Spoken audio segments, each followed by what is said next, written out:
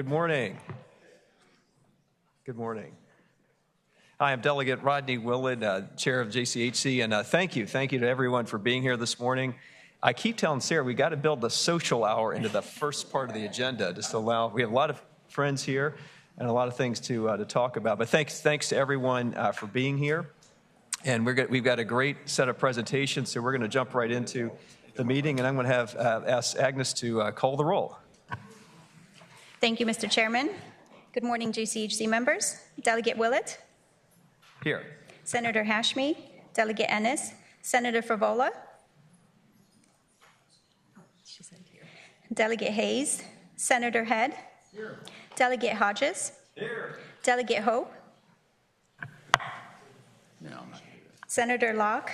Senator Lucas. Delegate Orrock. Present. Senator Pekarsky. Senator Pillion. Delegate Price. Here. Delegate Reeser. Delegate Sickles. I'm not here. Senator Suderline. Yes. Delegate Waxman. And Deputy Mills. Here. Okay. Thank you, Mr. Chair. Thank you. I'm going to go right to Sarah, who's going to walk us through the agenda and then also a very important introduction. All right. Is my mic on? Okay, good. Well, welcome. Thank you all for being here this morning. We have an interesting agenda, but before we get to that, I would like to make an announcement. I would like to take a moment to introduce the newest new member of the JCHC team. Maisha Alam is a longtime Richmond local. She completed her undergraduate studies at VCU before completing a dual degree program, earning a master's degree in health administration from VCU and a JD from the University of Richmond School of Law. Go Spiders. She is currently in the final dissertation year of a PhD program in public policy and administration at Tennessee State University, where her work is focused on medical legal partnerships and innovative health service reform. She comes to us from several years of practice in the private sector at Hancock Daniel, where she took a leading role in healthcare strategy and regulatory matters, including our favorite topic, COPN, also transactions, licensure, compliance, and reimbursement issues. She joins us as a associate staff attorney and health policy analyst, and will be digging into our HERC work, as we call it, with primary responsibility for completing the Step 2 assessments of proposed mandated health benefits that are referred to us from the Health Insurance Reform Commission. She also will work on some of our staff studies and other projects that we have. So we're very excited to have her join the staff of the JCHC, and I hope you'll join me in welcoming her this morning. Welcome. Maisha, obviously you're looking for things to do. You got there's nothing going on in your life, so I appreciate you finding something else with us. But good luck with that. It's great to have you. Thank you. We are very happy to have her with us. So moving on to our agenda for today, we have several presentations. The first is a presentation from VDH that will give you information about oversight of hospitals, nursing homes, regulation thereof, and the Ryan White program. We'll have a presentation from Cheryl Roberts about our Cardinal Care Managed Care program and updates of federal policy actions before we receive our annual report from VHI and an update from the Virginia Center for Health Innovation. So I'm going to turn it over to Commissioner for our first presentation. There we go. Thank you. Thank you. Thank you, Mr. Chair. Thank you, Sarah. Appreciate that for today. Thank you for the opportunity to speak with you. I am Dr. Karen Shelton, the State Health Commissioner with the Virginia Department of Health, and it's an honor to be here with you today. We're excited for the opportunity to present to you information regarding nursing homes, hospitals, and the Ryan White program. So the mission of the Virginia Department of Health is to protect the health and promote the well-being of all Virginians. The work at the Office of Licensure and Certification does this in a way of critically ensuring the health, safety, and welfare of those in healthcare facilities. We know that there's a lot of concern about many of our nursing homes in Virginia. We want to know that our family and loved ones will be safe and have the quality of care that they deserve when they are in a nursing home. Sadly, too many of our nursing homes in Virginia have low ratings. It is up to the nursing homes to provide safety and quality of care to their residents. It is up to the Virginia Department of Health, Office of Licensure and Certification to ensure that they are held accountable to provide that care. Today, we will discuss some of the concerning statistics that we have seen in Virginia's nursing homes, but also focus on the solutions, more importantly, for how we will go forward for improvement. In Virginia, we have a total of 287 licensed nursing homes. The majority are certified for both Medicare and Medicaid, although we have a few that are just private pay. So at the Virginia Department of Health, Office of Licensure and Certification, we do both state licensure inspections to ensure that the nursing homes are in compliance with state regulations, as well as federal certification inspections to make sure that we're also ensuring compliance with federal regulations. The objectives at the Office of Licensure and Certification are to protect the health and safety of Virginia's nursing home residents by conducting inspections and surveys and ensuring compliance with state and federal regulations. We respond to complaints as well as prioritizing those classified as immediate jeopardy. And immediate jeopardy, as defined by CMS, is a situation where a nursing home facility has placed the health and safety of its residents at risk for serious injury, harm, impairment, or death due to the facility's failure to meet certain federal requirements. This is just a broad overview, and on slide 9, you actually have the regulatory things cited for both the state and the federal.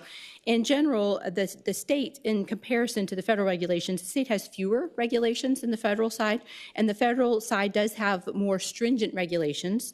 Nursing homes are compelled to follow both sets of regulations, and where more stringent applications apply, they are required to follow those. Two small areas that are a little bit discrepant is that the state does actually require staff background checks, and when it comes to electronic monitoring of residents, those regulations are set by the state.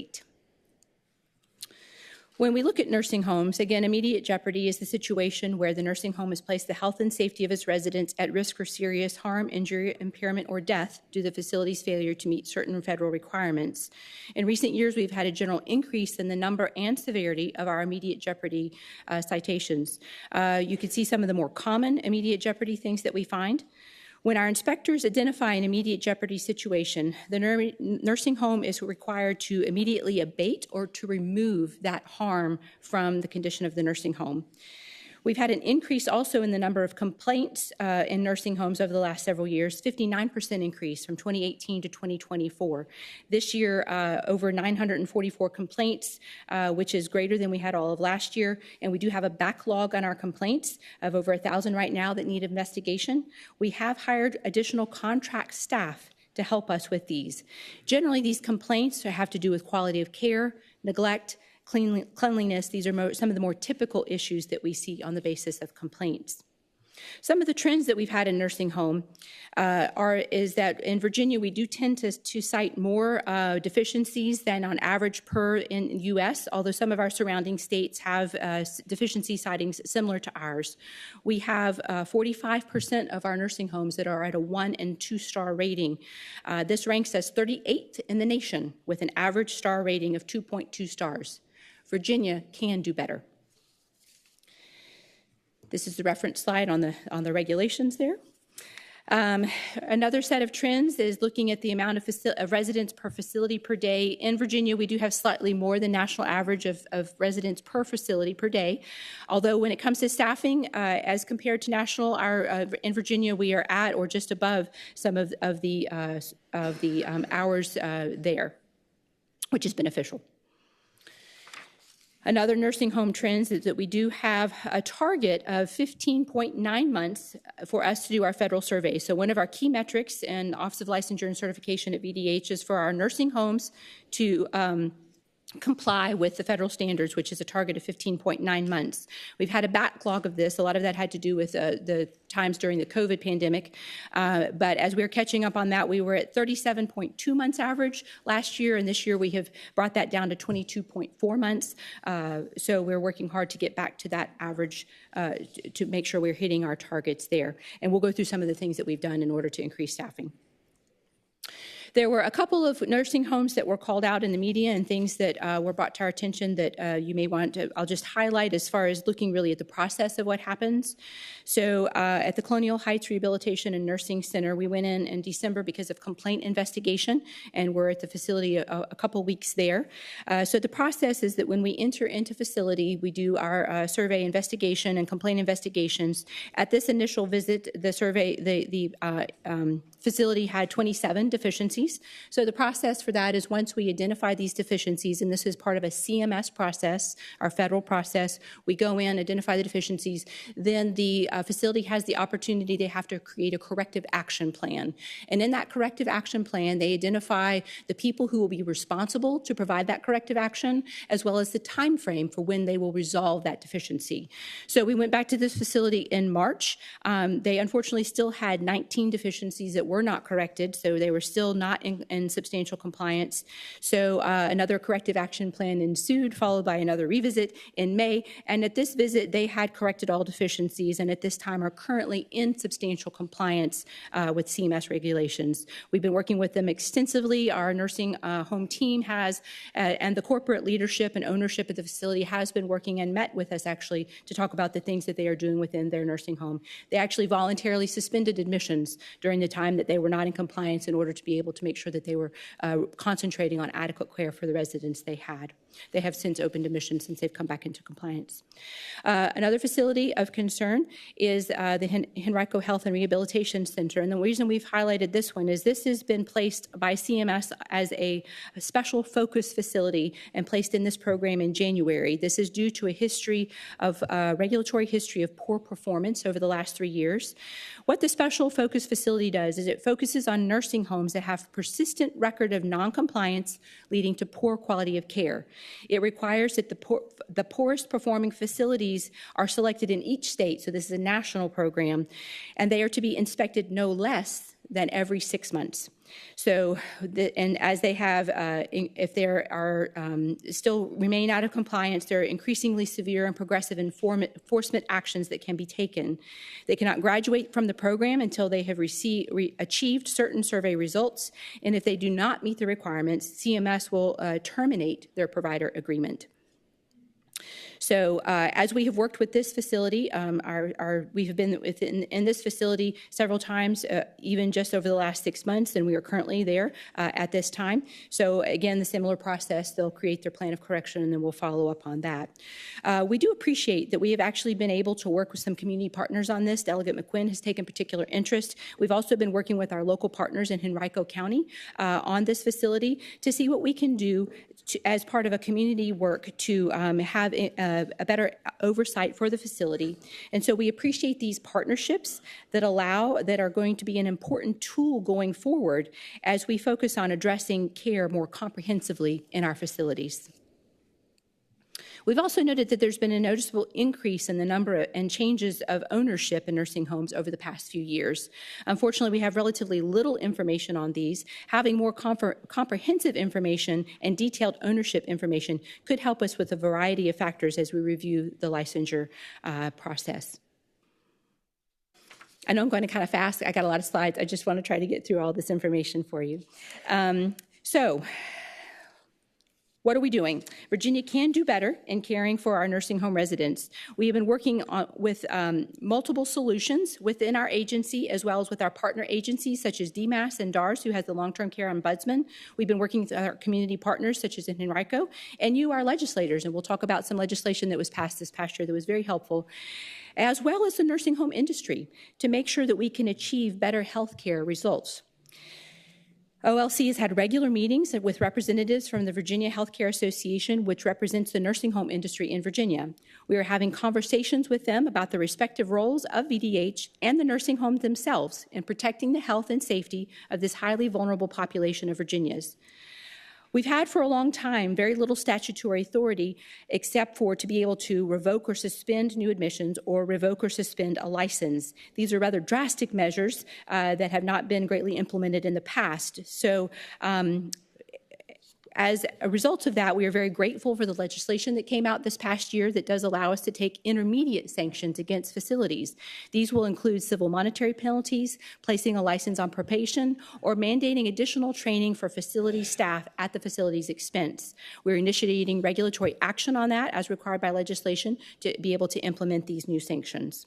We are also looking at ways that we can use our current state statutory authority in a more in a better way. We're also very thankful for the additional legislation that brought fees out of the Code of Virginia. The fees were stuck in the code from the 1970s and did not adequately provide the resources for us to hire staff. So we're very excited that through legislation this past year, we appreciate that. We will be able to bring the fees into regulations and be able to help them keep track with modern times to provide us resources along the way.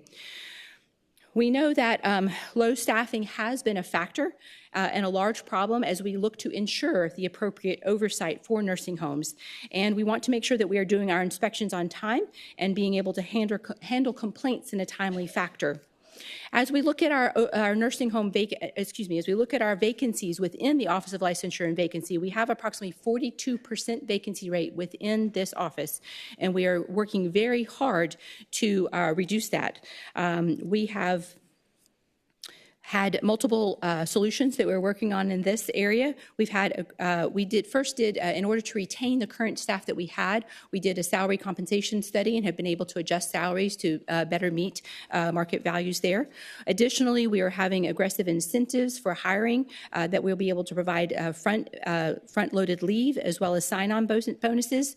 We're also creating a NOVA regional office, or office in Northern Virginia, because this will help with some of the barriers for commute time, as well as the pay band differentials that can occur in Northern Virginia. So we're excited to be able to work at multiple solutions to attract people hiring in our medical facility inspectors to our agency.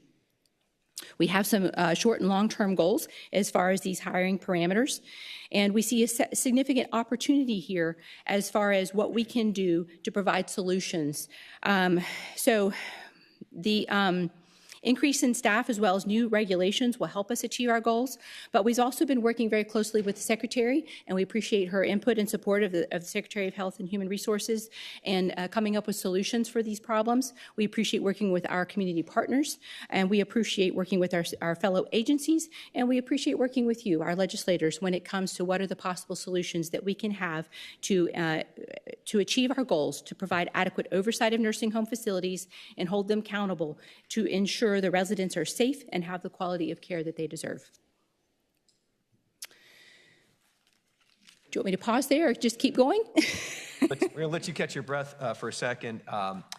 And first of all, I didn't say this at the beginning, but thank you. I know we had you here for the House HHS Committee boot camp yesterday, so thanks for coming back again and letting us dive deeper on a couple of these things. So I'm sure other members have questions. I'm going to start with a couple. And again, I know you had to cover a lot of material there, but trying to understand the process. So one specific question, contrasting, just since you mentioned Colonial Heights and then the Henrico facility. So Henrico facility, obviously at an even heightened level of scrutiny, heightened level of review and follow-up because of the CMS designation. What about Colonial Heights, where it's not at that level, but obviously still a concern? What would be the follow-up after the on-site inspections, after recommendations or requirements are made and things they have to change? So what's the next step, or steps plural, on the follow-ups there? So the next steps for Colonial Heights, now that they have achieved they are back into substantial compliance for CMS regulations, we will respond to complaints as they come in. Then they will be on the regular inspection survey timelines for that. And then specific to the things, I mean, is there sort of a checklist like saying here, I'm just making this up, but the 6 things they were not doing correctly, is that the first thing that's looked at then as part of that follow-up, or how do you get sign off on the fact that they actually accomplished and remedied those things? So the first visit, they had not corrected all of their deficiencies, but when we came into the second visit, they had corrected all the deficiencies. Okay, that's the follow-up. Let's go to Delegate Hodges. Thank you, Mr. Chairman, and thank you for joining us today. Going back, I believe it was slide 4, dealing with complaints, where it states that there were 944 complaints since January 1st, 2025. 285 of those have been investigated. And you said there's now over 1,000 in the backlog. So I guess my question is, are all of those in place? Are all of those complaints investigated? They are all. And I'm sorry. You know, as they continue to pile up, are they all investigated? And what is the issue there that leads to the backlog? Yes, so thank you, Mr. Chair, Delegate Hodges, thank you for your question. So all the complaints are investigated, but they are triaged as to severity. So some of those would have come forward from previous year. They will all be investigated. We do go in and do several at one time. So if one facility has multiple complaints, we're able to handle many at one time. We have a backlog because we've had a reduction in staff, and so we are working to increase our staff. We've also hired contractors to help us to deal with the complaints to get back up into handling those in a more timely fashion. Okay. And they are triaged for severity, and those most severe will go in immediately. And thank you, Mr. Chairman. And just to follow up, I appreciate that. And you brought in contractors and so forth to investigate those. But you say they're triaged based on severity. So you'll take those first. So, we want to make sure those are taken care of first. But then, when families and folks look at things, of course, they think theirs is the most important. And is there anything we can do as legislators to speed up that process and to take care of that backlog so we can investigate these complaints and get down to the source of the problem and assist you and help to solve the problem?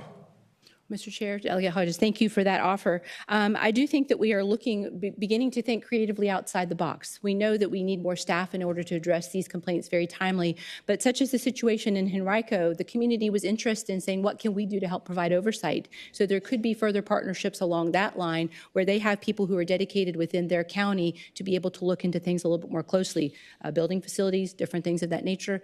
And so when we look at legislation going forward, we could see if there are more creative solutions that we can come up with to help with that. So thank you for that offer. Thank you. Senator Head. Thank you, Mr. Chair. I've got a couple of questions and then a sort of an editorial comment about that, if I may, since I am licensed also by OLC in my day job, and they do a great job. By the way, first of all, I just wanted to ask: Is Kim Beasley in the room by any chance? She's not with us today. So I just Unfortunately, yes. So well, I mean, if you don't know, she has thinned the whitewash about as thin as it can get to get it on the film. I mean, she is trying to do everything she can and doesn't have enough resources. And I'm saying that as someone who is surveyed, and I should not ever want to have that happen more often, but she can't get it done with the resources that we're giving her. I'll come back to that in a minute. The star ratings on our facilities, we've got fewer of the 5-star and 4-star rated facilities in the nursing home space than some of our neighboring states. And I'm wondering, a lot of that is based, as I understand it, on the occurrences of the deficiencies, particularly when people are in, immediate jeopardy, that we're classifying that. I was told by a nursing home administrator in a meeting just a couple of weeks ago that Virginia and North Carolina each give more deficiencies for immediate jeopardy with fewer facilities in those states than the states of Florida and California combined.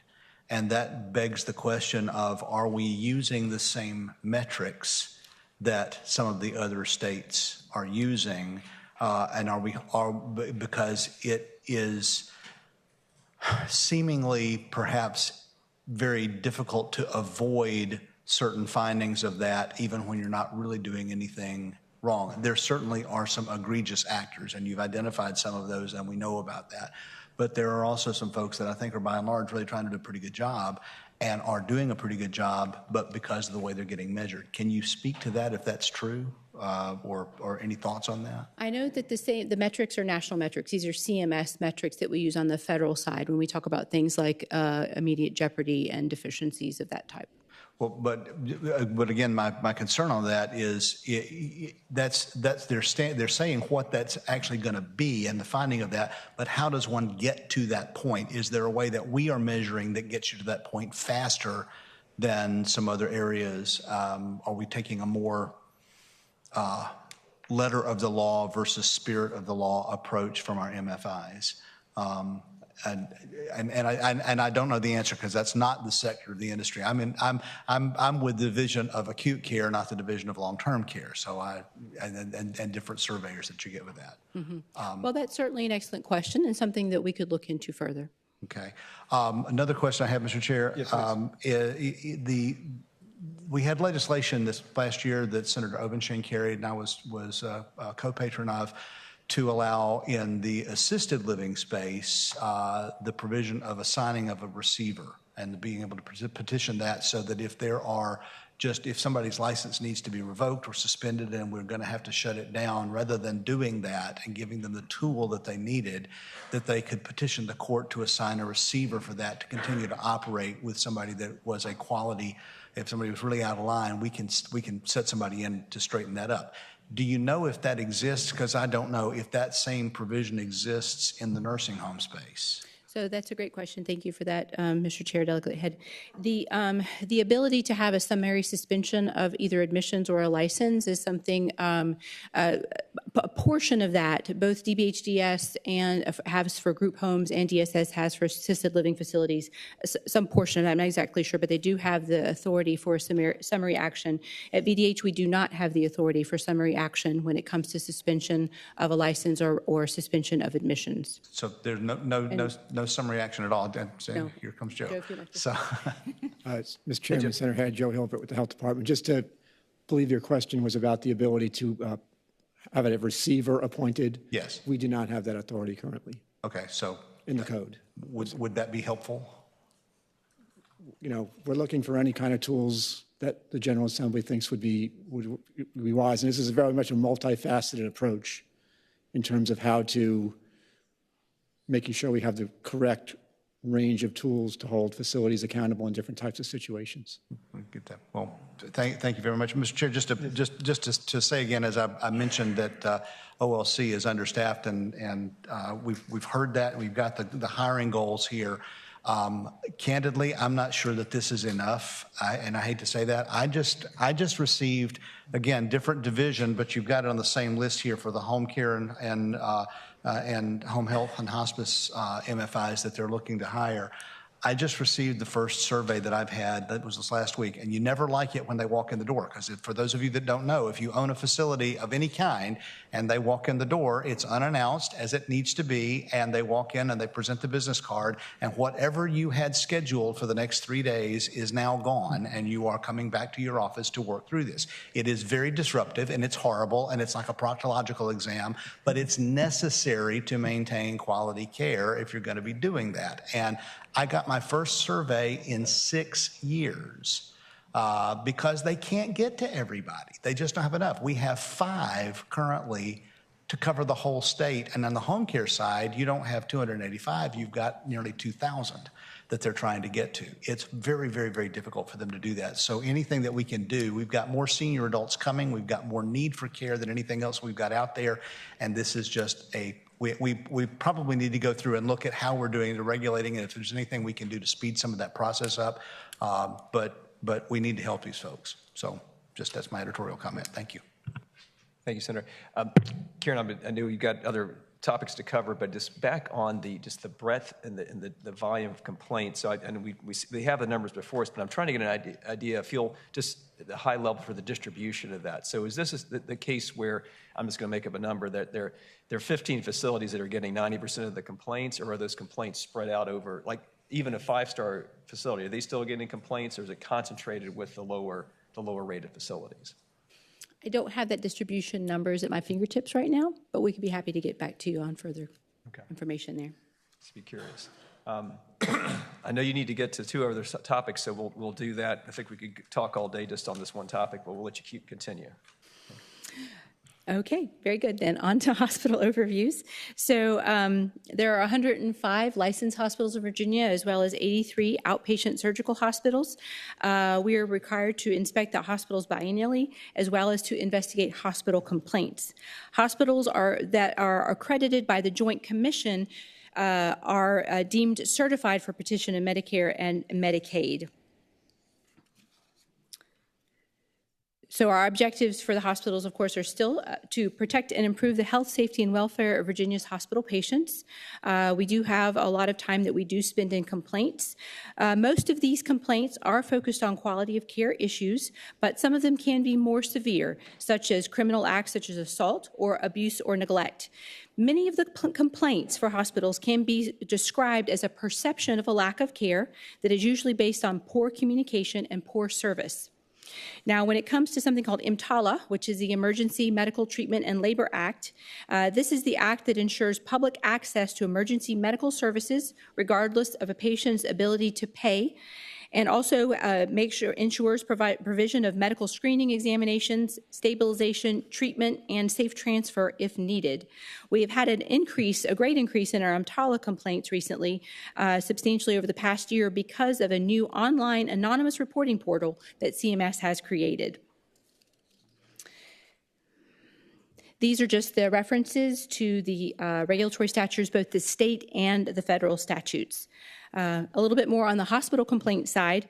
It is a national trend that we have seen that started before COVID back around 2018 to have an increase in our complaints. This was further exacerbated by the pandemic, as well as the subsequent staffing challenges that our healthcare facilities have had since that time.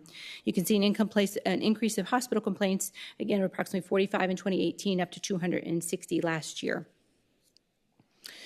One example of how we have used our state and federal statutory authority is with the example of the Henrico Doctor Hospital NICU situation, which you're all probably very well aware of. This was a situation of unexplained fractures of babies in the NICU. We were able to use a combination of both state and federal authority to be able to address this serious issue more quickly, but to also do a thorough assessment of the hospital and a more extensive investigation.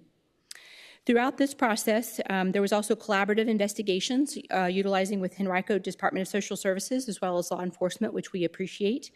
The hospital did enter into a consent order with the Virginia Department of Health that included a conditional approval to operate the NICU until they meet all regulatory requirements. So the process is similar here. Once we go in, find deficiency, a corrective action plan is developed. Someone who is responsible for making sure that those plans are carried out is assigned, and then they are given a date by which they should be accomplished.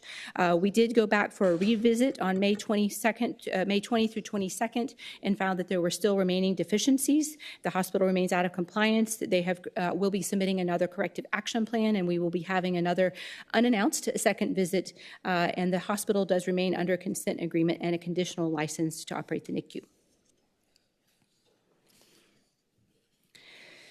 So when it comes to hospital accountability for protecting the health and safety of patients, we do, again, have limited actions that we can take for hospitals. We can revoke or suspend a license or revoke or suspend a license, but it's for the entire hospital, which would be a very drastic situation for healthcare needs, especially in some of our communities that don't have multiple hospitals. So we are looking we cannot currently impose intermediate sanctions on hospitals at this time. We were able to also pass a new fee structure with the hospital licensure process, again, taking it out of code and putting it into regulation.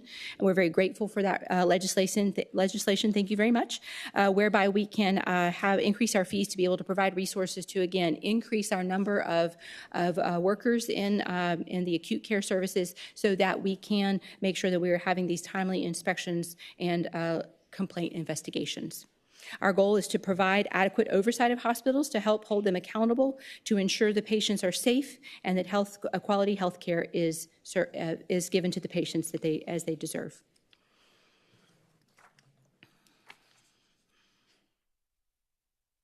Karen, I'm going to start again. Thank you. I know you get a lot of ground to cover there, so appreciate you doing that. So it sounds like in your last set of bullets that we may change. We heard your heard your plea on the nursing home side of things, and we gave you additional authority there in terms of more immediate action you can take, and something in the middle as opposed to having to shut a facility down or not do anything. We got you some relief there. So it sounds like we've got a similar gap on the hospital side is what I'm hearing. Yes, sir. Okay. something to address. What walk me through, because I know Henrico Doctors, this hospital's in my district, so I'm obviously very familiar with things there. I know there were, in addition to the horrendous issues with the NICU, we also had a MRSA outbreak. So with something like that, I mean, in no hospital, that's a great hospital. I've been in that hospital, been admitted to that hospital. No hospital wants that, and I have great confidence in the administration there. But when an issue like MRSA is identified, so walk me through that from an oversight standpoint, where it's there's nothing criminal here. It's just that this is affecting patients potentially across the hospital. So what are the steps there in terms of? So for any healthcare facility, be it hospital, nursing home, or other types of facilities, if they have an outbreak in facility, they are to report it to the Virginia Department of Health. We then work with them on mitigation strategies to abate, to stop the outbreak at that facility. Right. And this is actually done through the Office of Epidemiology, not the Office of Licensure and Certification. So it's a separate branch where we work with them, provide technical assistance and strategies to stop the outbreak. Right. I guess I'm getting to, because and not just picking on that one hospital, but just the fact that there was an issue, it was identified, investigated, plan of action, but that it continued. So I'm trying to get so is this back to, are your hands tied as in terms of what you could do to say, look, this has gone on for too long now, we need to take additional action? Or I'm just trying to understand the gap between what you can and cannot do to address something that continues. No, that's an excellent question. So as we look at this through the Office of Epidemiology, they are able to give technical support but have no authority for other types of action. One thing we've been looking at as we're looking forward here is how do we then involve our agency on the OLC side? How do we work across our agency to then bring in our licensure and certification, which may have more authority to identify some of these deficiencies and work collaboratively for a better outcome? I think that's something we need to come back to. Delegate Orrock. Thank you, Mr. Chairman. Dr. Shelton, good morning. Excellent presentation. And this actually isn't a question. It's just kind of a challenge and based on some personal experiences. I know right now when a patient is getting ready to be discharged potentially to a nursing home or rehab facility, the hospital provides them some facilities close by so that can be picked. The challenge I have is twofold. One, while I don't want the hospital to create any kind of a bias, right now the star rating is not included. And having been on the receiving end of that with the individual I'm caregiver for, I didn't have a clue as to the quality of any of the facilities nearby. And obviously I was looking for the best quality of care for my sister in that particular circumstance. So I think it would be very helpful if you could work with the Hospital Association to include that in what they're currently providing information on. And secondly, related to that, we also found ourselves in the circumstance where our first pick wasn't available. But I think they should also have a system whereby, and if they're not available, what's your second pick? Because it actually ended up where the hospital staff, because of the timeliness of discharge, ended up picking the facility. We could have then switched over time. But if you understand the challenge from the patient's perspective that this brings, and I don't want to reinvent the wheel because the information is critical and the hospital's got to make the decision. I understand all that. But just if the star rating could be included with the information that the hospital is providing, which should be readily available on the website, I believe. And then secondly, there'd be a process whereby, and if your first choice isn't available, here's your second. And obviously you can't go ad infinitum. So at some point the hospital may have to make that call, but just provide a little more information and input from the patient and their families. Mr. Chair, Delegate Orrock, thank you for that suggestion. Yes, that's an excellent suggestion. The star ratings are public knowledge. There is a website you can go to on CMS and see the star ratings of the facilities. I know that one of the great frustrations of our nursing home industry in Virginia, however, is that the star ratings are linked to your surveys. So where we are behind in our surveys, some of the star ratings that were achieved were during closer to the COVID era, which is, possibly not appropriate at this current time for how they're actually functioning. So we are looking forward to getting these surveys back on track to make sure we have truly representative star ratings, and again, to do what we need to do for the oversight of the nursing homes. But thank you for that. And Mr. Chairman, but just to follow up, and understand it's readily available, but I will say from the patient perspective, when I've got the hospital staff there wanting to know, where's your sister going to be transferred? I'm not going to be able to get on my phone and look up the various star ratings for each of these facilities because they need the answer now. Yes, thank you for that. Thank you for that input, sir. Much appreciated. Okay, on to Ryan White. I was trying to get this done rapidly, but it's good to get it done thoroughly. Thank you. On to the Office of Epidemiology now with the Ryan White program. The Ryan White program is a national program to ensure adequate health and health care for people living with HIV. The program provides a wide range of services, including medical care, medication, and support services to help people with HIV live healthier lives. The Ryan White program has several funding streams, Part A, B, C, D, and as a state, we receive Part B that we administer on behalf of HRSA. HRSA does directly administer other parts of this, such as A, C, and D, directly to some localities as well as to institutions. So as our state mandate to administer the Part B program, this has several components to our grant. Our grant is based over the last 2 to 3 years, approximately $26 million, and we'll get much more into those details in a moment. But this is compiled of our base grant along with our AIDS Drug Assistance Program, commonly known as ADAP. And in Virginia, we also call this the Virginia MAP, or the VA MAP, which is the Medication Assistance Program. So we get our regular ADAP awards there, as well as Emerging Communities Awards currently. In the past, we have received various supplemental funds as well as minority AIDS funds in the past.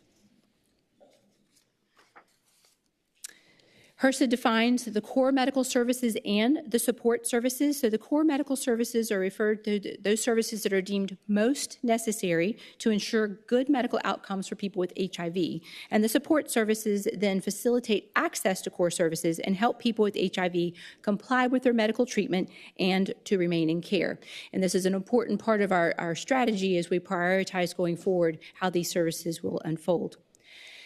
Part of the funding structure for our Ryan White Part B program has to do, number one, our major sources of funding are the federal grants the federal Ryan White grant that we receive, as well as number two, voluntary rebates from pharmaceutical companies.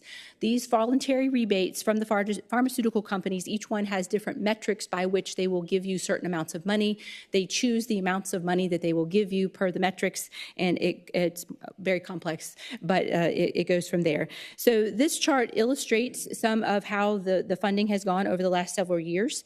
So we have our grants, and then we can carry over grants from year to year. We also have our rebates which come in, which can be carried from year to year.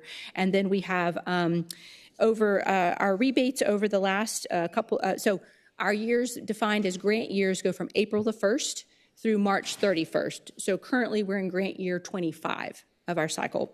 So for grant year 22 and 23, we had approximately $32 to $33 million worth of rebates that came in. However, in grant year 24, this was reduced to $16 million, and our projected rebates this year remain at $16 million. Our grant has been relatively stable at approximately $26 million. This year, we have received a partial award in our federal funding of $18 million, but we do anticipate and have been told to anticipate the full approximately $26 million that we receive. These fundings traditionally have provided for a wide variety of expenditures. First and foremost, we provide medications. That is our greatest goal, is to provide medications. But we also purchase and provide healthcare insurance. We have actually found, monetarily speaking, that by purchasing marketplace plan insurance, we're able to cover 2 clients' premiums for health insurance at the same cost it would be to provide medication for 1 client for their HIV medications. Plus, then they have the added benefit of having comprehensive health care. So we use this strategy where able in order to be able to pay the patient's premiums for their insurance that will then provide them more comprehensive health care. We also have services that we contract through our pharmacy wholesaler. We also have a pharmacy benefits manager at Ramsell and an insurance benefits manager with Benalytics, as well as some of our other technological systems that help us through this process. Some of the successes we had in the past with large sums of rebate money have included the Status Neutral Patient Navigation Program, which is a whole person approach that offers services to people with negative or unknown HIV status and helps with case management and psychosocial supports, including also people with HIV. The Charlie program, which is the comprehensive resource linkage for individuals experiencing experiencing incarceration has been a very helpful program since 2009, where we work with our Department of Corrections, regional and local jails to offer a variety of HIV services pre-release, as well as discharge planning for people with HIV and 18 months of intensive case management and support for those after release. We also have the Trauma Informed program, which is learning collaborative to support several agencies to become trauma informed, that includes both improved client outcomes and staff satisfaction. Unfortunately, with some of our reduced funding, which we'll talk about here in just a moment, we've had to cut back or stop several of these programs. We are prioritizing on the Charlie program, however, to continue to collaborate with Department of Corrections to ensure that people leaving Department of Corrections have a 30 to 90-day supply of HIV medication and have a medical provider follow-up when they leave. Appointment already set. So as we look at the funding structures going forward, we have had to prioritize our activities. The priority for the program is to ensure continued access to life-saving HIV medication. And with the reductions going forward, we have implemented internally some cost containment strategies, which include shifting some of our personnel to alternate funding, as well as reduced hiring of several positions. We've also had to work, however, with our community partners as we look at what reduced funding will look like. In grant year 24, we were able to provide $29.7 million to our subrecipients, 27 subrecipients across the Commonwealth, who helped to provide the core and support core medical services as well as support medical services. Unfortunately, with the monetary reductions, we've had to reduce that budget to $9.7 million this year and only able to fund 14 total subrecipients. As we look at our core medical services that we have prioritized our ADAP or medications, as well as our outpatient ambulatory health services, oral health for emergencies, and medical case management. Our support services prioritized have been our non-medical case management, medical transportation, outreach, and our psychosocial supports. We have taken a comprehensive strategy looking at our subrecipient reductions and have been able to look at things like regionality of care. Some regions of the state that do receive the Parts A, C, or D funding, we've been able to prioritize and strategize with those localities to reduce some of those funding streams and provide them in other areas where those funds are not available. We've also looked at client density, provider density, and the availability of other healthcare resources as we go forward. We additionally have had to cut out some of the programs, as I mentioned, such as the Charlie or some of the other programs, unfortunately. This has had a lot of impact across Virginia for our clients living with HIV, as well as for our healthcare providers who strive to give them care. We recognize that this has been a significant impact to our providers and clients, and we acknowledge that the clients may not have the full array of supportive services that have been available in previous years. As we have looked at each region, we have again tried to keep in mind where other funding exists, whether other healthcare providers exist, and make sure that we have at least one healthcare provider in each region. In the central region, we went from 10 providers to 5. In the eastern region, from 5 providers to 2. In the northern region, from 3 providers to 2. In the northwest region, from it says 5, we have 6 providers there, has gone to kept 4 providers. And in the southwest, we have gone from 3 down to 1 provider. Our goal is to ensure that we have life-saving medications as we work with our community partners and provide access to care and communicate the available resources to our clients. We will continue to work. We do have regular stakeholder meetings of our subrecipients as well as our clients living with HIV, and we will continue to meet with them across the Commonwealth to look at these strategies as we go forward, to assess our current strategy, where it may be helping, where it may be missing the mark, and how we might need to shift our strategy to make sure that we have the best possible outcomes with our available resources. So thank you very much for the opportunity to present today. Thank you, Karen. And I don't even know where to start. This is just a really frightening situation because so many of these folks, there is no alternative. If they're not getting help, particularly through the FQHCs and the free clinics that are, at least in some cases, still have to provide the services, there's no other option. So it's a dire situation, and a $20 million funding cut is absolutely horrendous. So That's more my editorial comment, but I am super concerned. I know we're going to start with a couple of questions, and Delegate Price. Thank you. Mr. Chair, I have a couple of questions. Please. Thank you. Can we go back to the chart? Yeah. And can you run back through when is that the chart that's showing the reduction from 29 to 9? Or is that a separate funding? So that's a separate calculation. Okay. So then because the 29. 2 slides forward then. Okay. Okay. Go. I'll let you go. Yeah. ahead. Sorry. So I just wanted to see. Can you walk me back through then?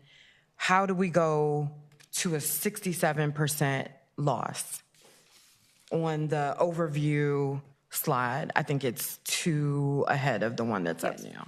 So if you don't mind, I'll just keep us on this slide for a second to illustrate. So what we've had is a combination of rebates that were reduced last year, which caused us to have to use our rebate carryovers and our grant carryovers for full funding, which meant that this year, as we came forward with our reduced rebates, we no longer have the grant carryovers and the rebate carryovers that we have traditionally had in the past.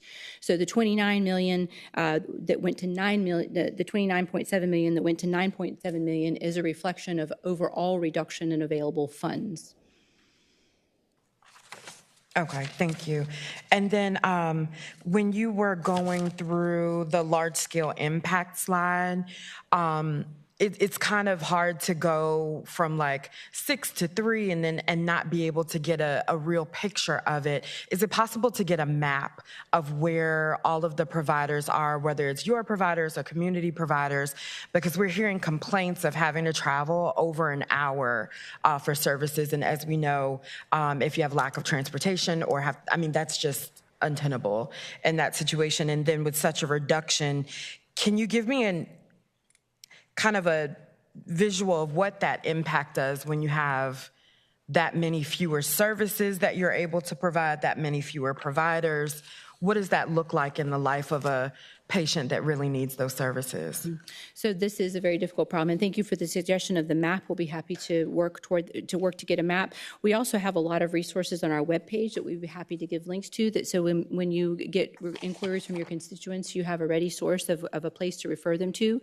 If clients are having difficulty getting into services, we do know that this is a large-scale impact as far as a reduction in some of the places where clients may be able to go. Some of the clients may be able to continue to go to their same healthcare providers. Many of the clients have insurance already, and different kinds of insurance, and they may receive health care just like they always have.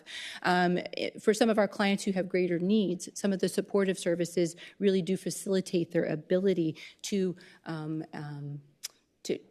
really comprehensively help their health care. So we know that those support services are important as well. And Mr. Chair, with that, I know some members of the LGBTQIA plus community want to go to welcoming environments. So say, for instance, the LGBT Life Center in Norfolk or the Minority Aid Support Services, those types of cuts are just really, I guess more comment, tragic to the communities that they serve. So in that sense, when we're looking at millions of losses, what are we doing as, I guess, the VDH in order to partner with those organizations who, and I kind of alluded to this question yesterday, and I guess I'm looking for a little bit more information. If the community organizations are the real boots on the ground and where people prefer to go to, but they're the ones taking big hits, like what are we doing to help them? Are there additional funding streams? I guess I'm looking for a brighter picture than your slides. Mr. Chair, Delegate Price, yes, we wish there was a brighter picture than what the slides. Unfortunately, things have come to this position when we're looking at a lot of other factors possibly colliding. So as we look at possible funding sources, we will continue to look for what possible funding sources there may be. We have applied for a supplemental grant that may bring in a little bit that we'll have to wait and see if this comes in. And as I said, we'll have to work with our community stakeholders to see, as a Commonwealth, how do we respond to this? How do we look to make sure that we are ensuring the health of Virginians, specifically those living with HIV? How do we also make sure that we're mitigating these impacts, making sure that that people are aware of available resources and making sure that people are directed to those resources. So there is a lot of work to be done on this front. Thank you. And I know with the support services, we mentioned that, but separate from that, how much of your VDH funding for prevention specifically is federal funding?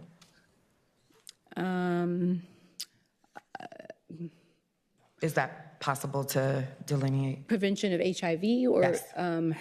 Let me see if we have a specific, I'm not sure if I know right off how much of our prevention funding is federal funding. We may be able to look into that further. And then I think it would be helpful to see with that also what anticipated changes you all see for coming through that, whether that's something JCHC, maybe staff can get with you to get that number. And Mr. Chair, just as a, I think a note,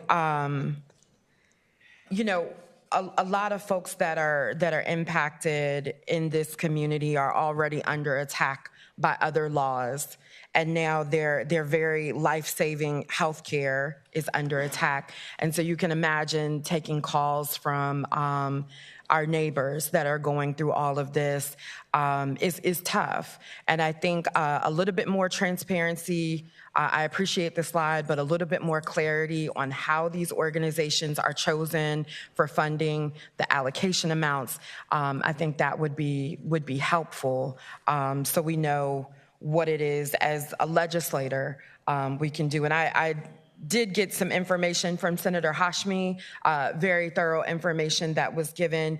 Would love for some of the answers to her questions to be made public if there's a way for, let me see, whoever was communicating with her, if the answers to the questions in her letter from June 30th, if that could be made into a report and then sent to the commission. I think some of those answers are very illuminating to the scope of the problem, to I think the start of the plan that you all have, but I think that there'll be follow-up questions as we see the true impact of the loss of funding. Thank you. Thank you for those suggestions, Delegate Price. Thank you, Karen. Thank you so much. These are super challenging situations, and I know BDH, as you responding to Delegate Price's questions, I know you're scouring the earth trying to find every federal dollar you can. Then obviously, we've got some major challenges on the state side of that equation. But to the points we made several times, these are folks who don't have another option, and so we've got to take care of them. And oh, I'm sorry, I missed Senator Favola from the back there. Please, the question. Thank you. Yeah, I thank you, Delegate Price, for your string of questions. You really sort of illuminated the funding issues and the impact, so thank you. I have a follow-up question, though. Can BDH maybe leverage whatever few dollars we have remaining for the Ryan White programs?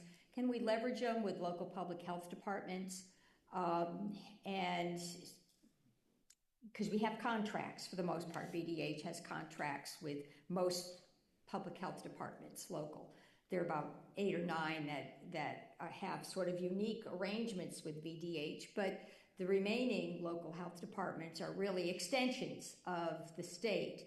And I think maybe we could try to leverage some services there. But that's a question. If you would like to get back to me or get back to the commission, that's fine.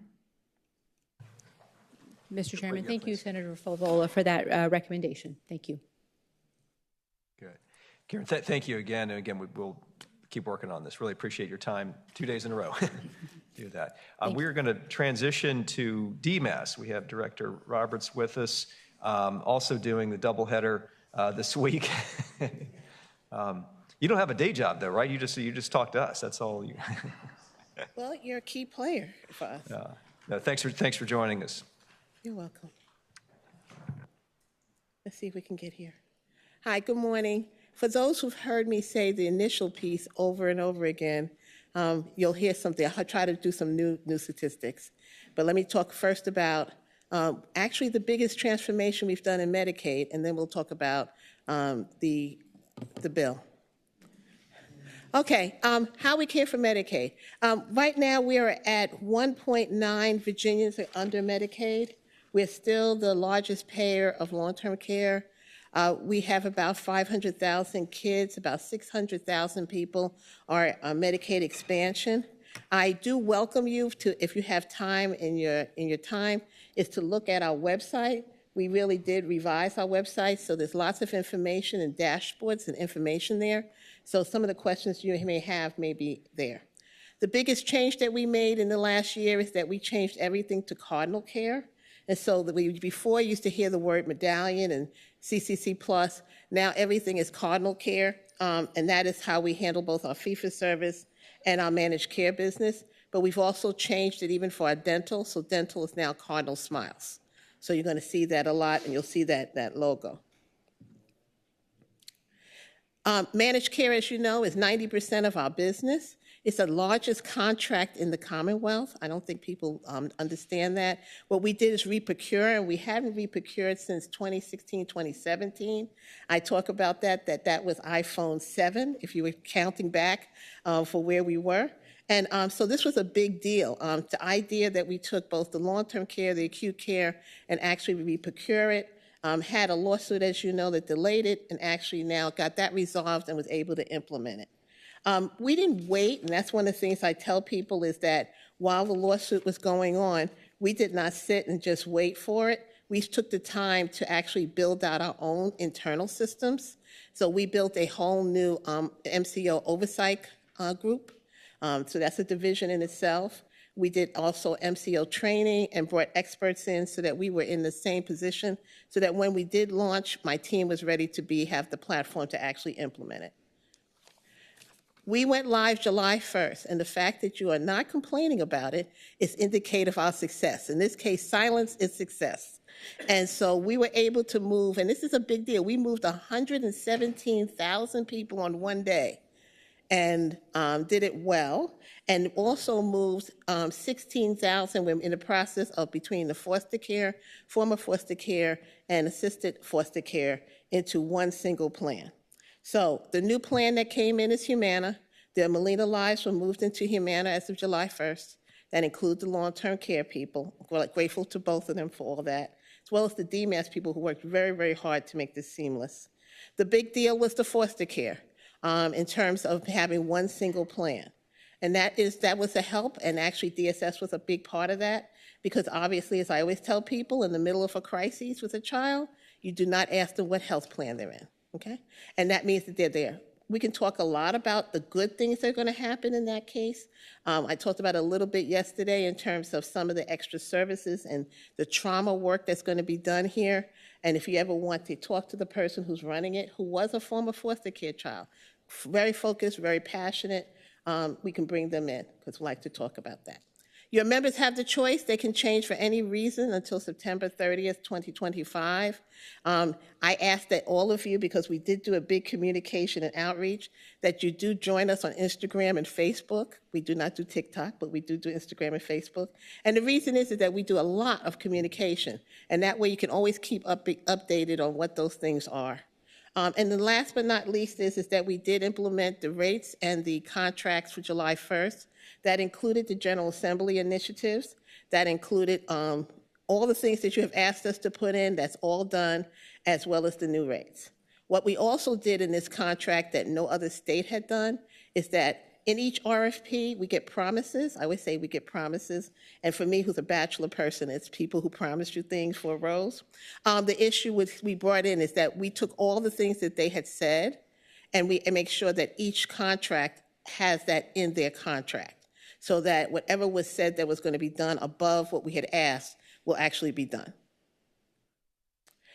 We're very pleased about this.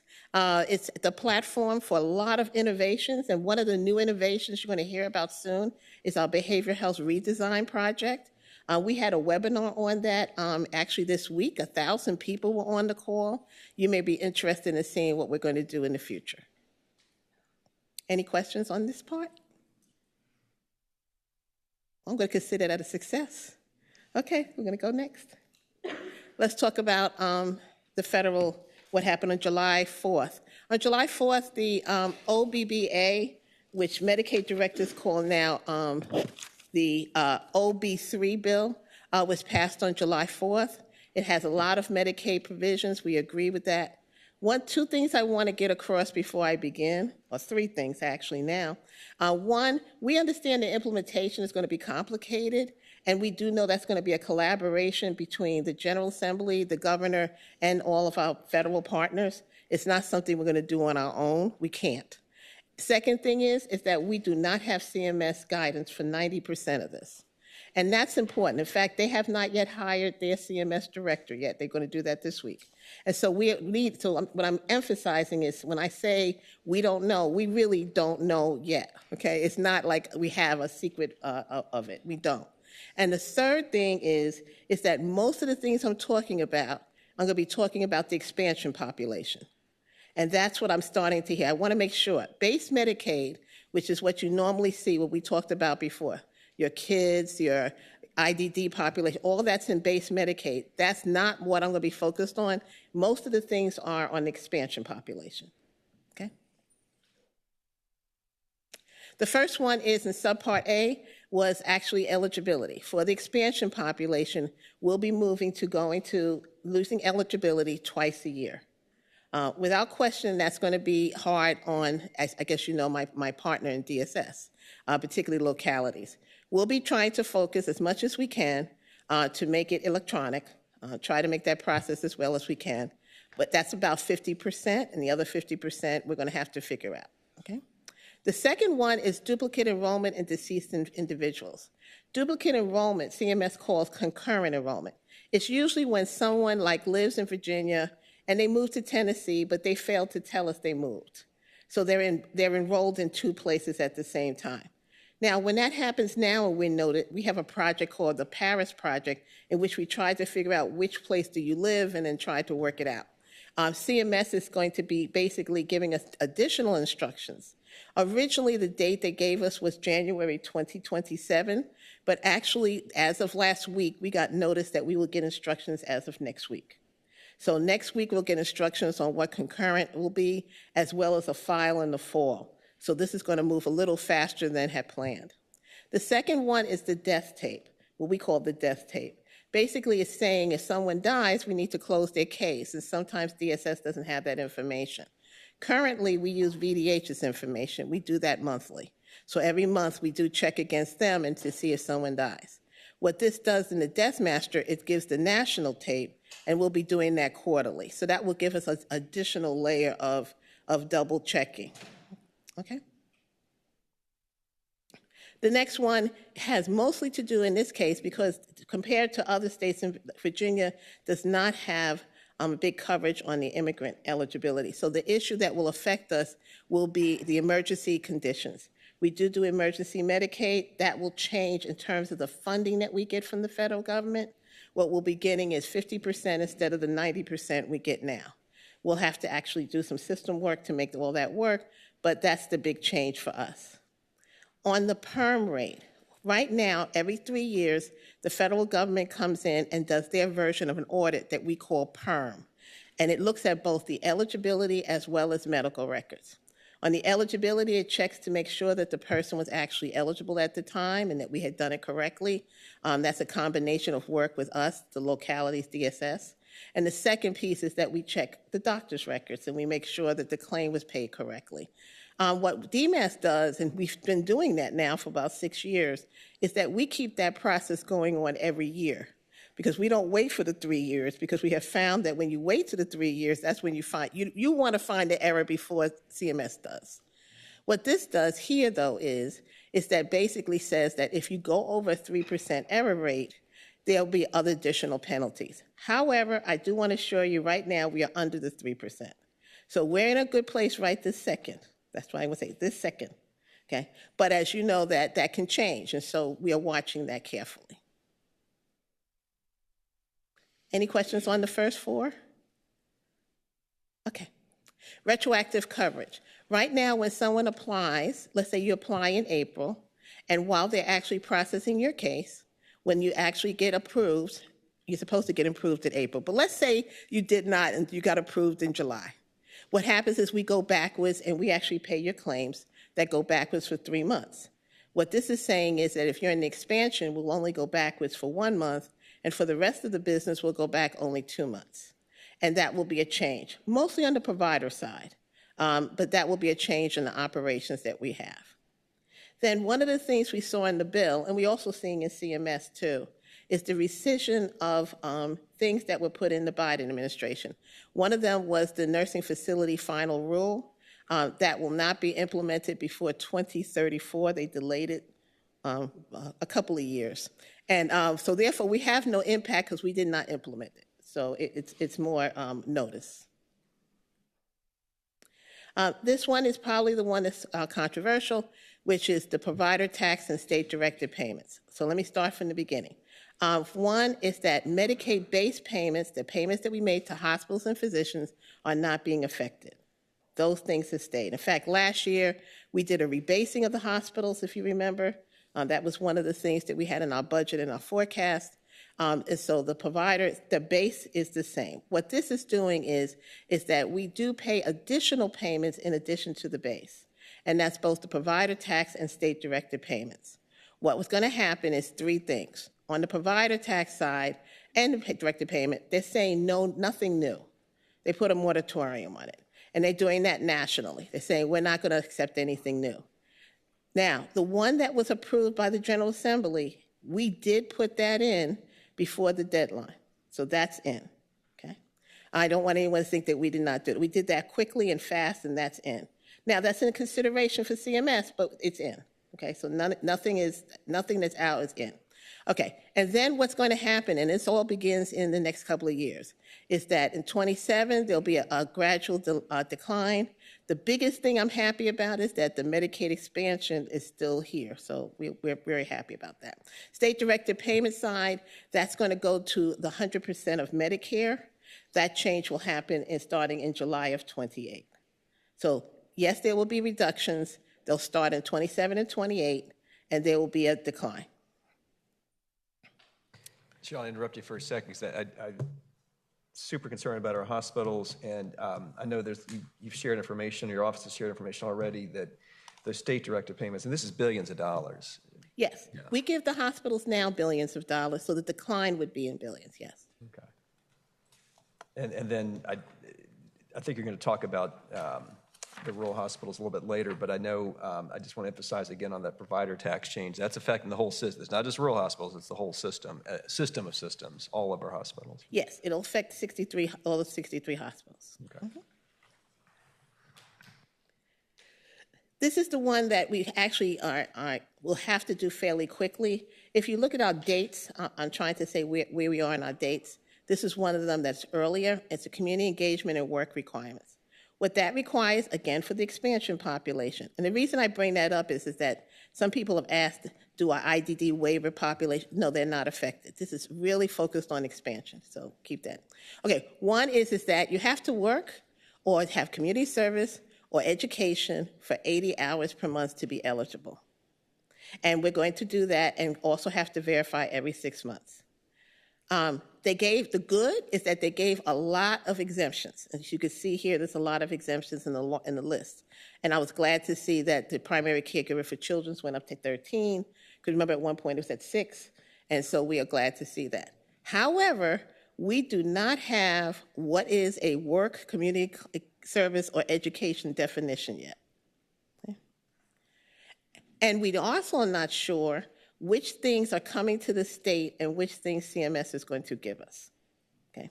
So we'll have to see both of those. What I do know is that CMS is working on this because actually they're supposed to give us the guidance by the fall, by late fall.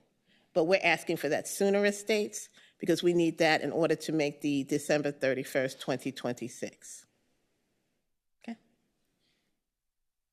The next piece is cost sharing. We had stopped cost sharing, as you know, with the expansion.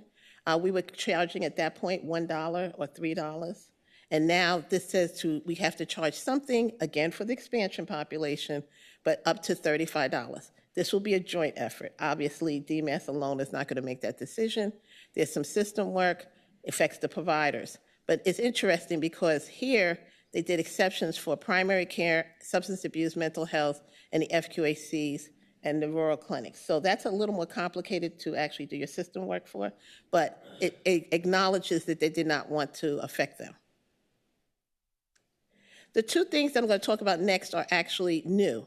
One is the adjustment to the home and community-based services. As you know, right now, in order to get long-term care services, you must be able to do, one is that we have what we call ACE2 dependent living, and basically you have to be eligible to be going into a nursing home in order to be able to get home-based and community services. So the institutionalization piece is a big piece of our calculation. This will give the state, if we decide to do it, an option to not require that you actually need the institutionalization as part of the criteria. It will have cost, it will have work, but it is an option. And so this gives us a chance to decide whether we want to take that option. The one that's probably the one that has to get done the fastest, ironically, is this. And it's actually going to be fun, actually, in some ways, because it actually gives help. What happens is that we are going to get, assuming we have to fill out an application, but each state will get $100 million to use for rural health and rural transformation. And then, as part of the application, we can also apply for the second part, which is focused mostly on population health. So I'll show you this, mostly on population health for another $100 million. That application has to be in before the end of the year. And then Dr. Oz will be the one who will make, his group will make the decisions on that. This gives us an opportunity on the first line for the first $100 million for us, as you see, is for us to look at what is rural and to make some decisions where we're going as a state. The second part will make us be able to focus a little more narrowly, but talk about, as you saw, workforce, population issues, substance abuse, mental health, innovative models of care, and making that investment. And we're going to get that every year, assuming we win. So right now we're hiring a contractor to help us with that, to get applications. But this will not be done alone. The goal is, and already we have heard that we're going to put together a team, put together groups, and we'll be talking to people so that we can have a better sense of what's best for the Commonwealth. Cheryl, I'll interrupt you for a second. Senator Stewart Lyon's got a question. Yes. Thank you. First, thanks for clarifying about the work requirements with folks with intellectual disabilities. I think that needs to be said frequently because that's a concern I heard from a lot of folks. My question is on, you mentioned when we define rural, is there any guidance on that yet? So my highest interest, as you might imagine, is Roanoke and Salem are urban. They both have large major hospitals in them, and they serve substantial rural populations, especially in Senator Head, who sits next to me today. Also, our districts run adjacent for a long area, and he represents a lot of the rural communities. So just trying to figure out, are we likely to be deemed rural for that purpose? Is that any thought to that yet? That's why we're hiring a contractor who's going to do all of our work, okay, and try to get that signed. Seriously, because rural some things are easy, right? We can easily see what a rural area is. But for example, if you went to the March of Dimes says that we have a maternal desert in Orange County when Charlottesville is right next door. So the question is, what is rural and where's the need, right? And what's rural and where's the need? So I agree. We're going to have some discussions on my husband. I shouldn't say that out loud because we're being taped, but he says Chesterfield is rural. Okay, so the question is it's going to be interesting to see as we start to talk about seriously where's the need and what do we consider as objectively what is rural. Okay, what is rural? Whether it's the Eastern Shore issues. We could talk about that. And then they have other things, and we talk about the second part. For instance, Danville. Danville doesn't have a maternal unit in the hospital, right? So do we focus on that area? And that will be, like I said, part of the challenge of the state. But it's good to have a creative challenge, which is saying is, what can we do to help in this season? So no matter what you look at it, assuming we do well in the application process, it'll be funds and monies and opportunities to help. Okay, you can ask me now all the questions. Let's go to Delegate Price. Thank you. I wanted to go back to subpart C, that slide. And I know we are often pressed for time, lots of information. but I don't think we can blow by what I think was a little bit parenthetical. So when the chair asked, we're talking about billions, and then you said, so the reduction will be in billions, right? So these are great bullet points, but there's a whole lot of life at each of these bullet points. Can you go back and talk to us about the impact? Let's choose the payments above Medicare will be lowered to 100% of Medicare.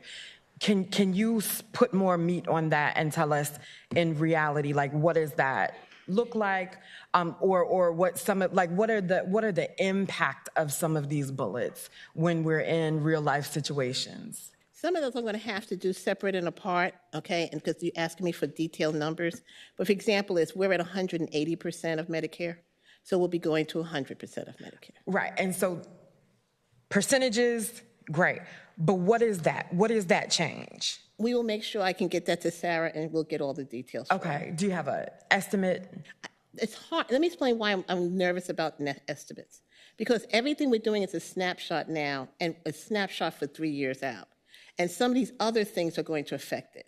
But we can give you what the snapshot looks like now, and we can do that. But in your response to Mr. Chairman, you did think that it would be reductions in billions because we're talking about billions. Yes. And so what is the impact of that? So you're going to get me the actual numbers, but what is the impact of reductions in billions?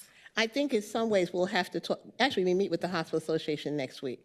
And so that we'll have to understand that better. We have not done that since July 1st. Okay. Is it possible for the record, Mr. Chair, that I would love to revisit that once there's more information? Absolutely. Okay. Thank you. In all 4 major buckets, where once we get information, we'll be happy to come back and talk about them. So we understand. We have this one. We have the community issue. So as soon as we find the information, we'll be happy to share. Thank you. Mr. Chair.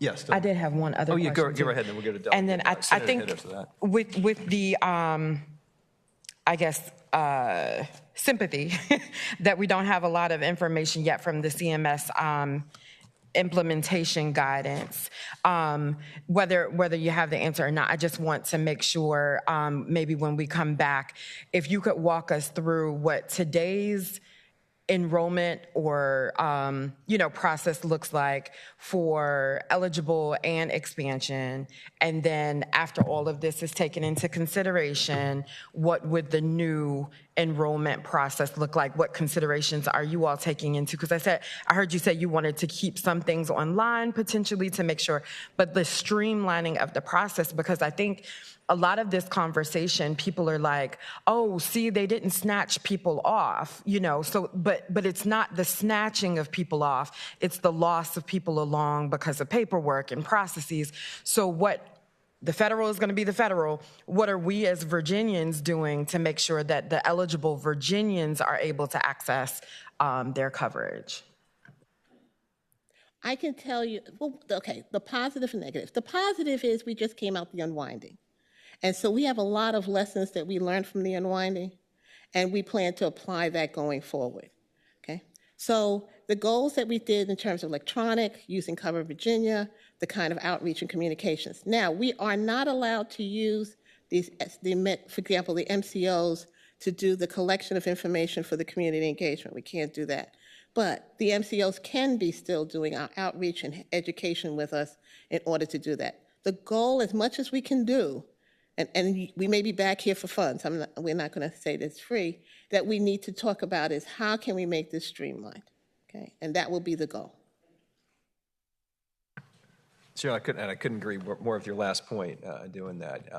I am so concerned about the folks who, on a good day, under the current system, you need a master's level college education to understand the forms, and that's with people's help. And this now you're going to have to do it twice and with more hurdles, additional hurdles. So it's tough. Senator Head. Thank you, Mr. Chair. I wanted to reiterate again the things that my colleague here, Senator Sudalan, brought up about the rural hospitals and the issues. That is what I'm hearing most about from the community, just overall. in some cases, some of the folks that contact, sometimes there's the clutching of pearls and the gasping, and then it's not really as bad as this.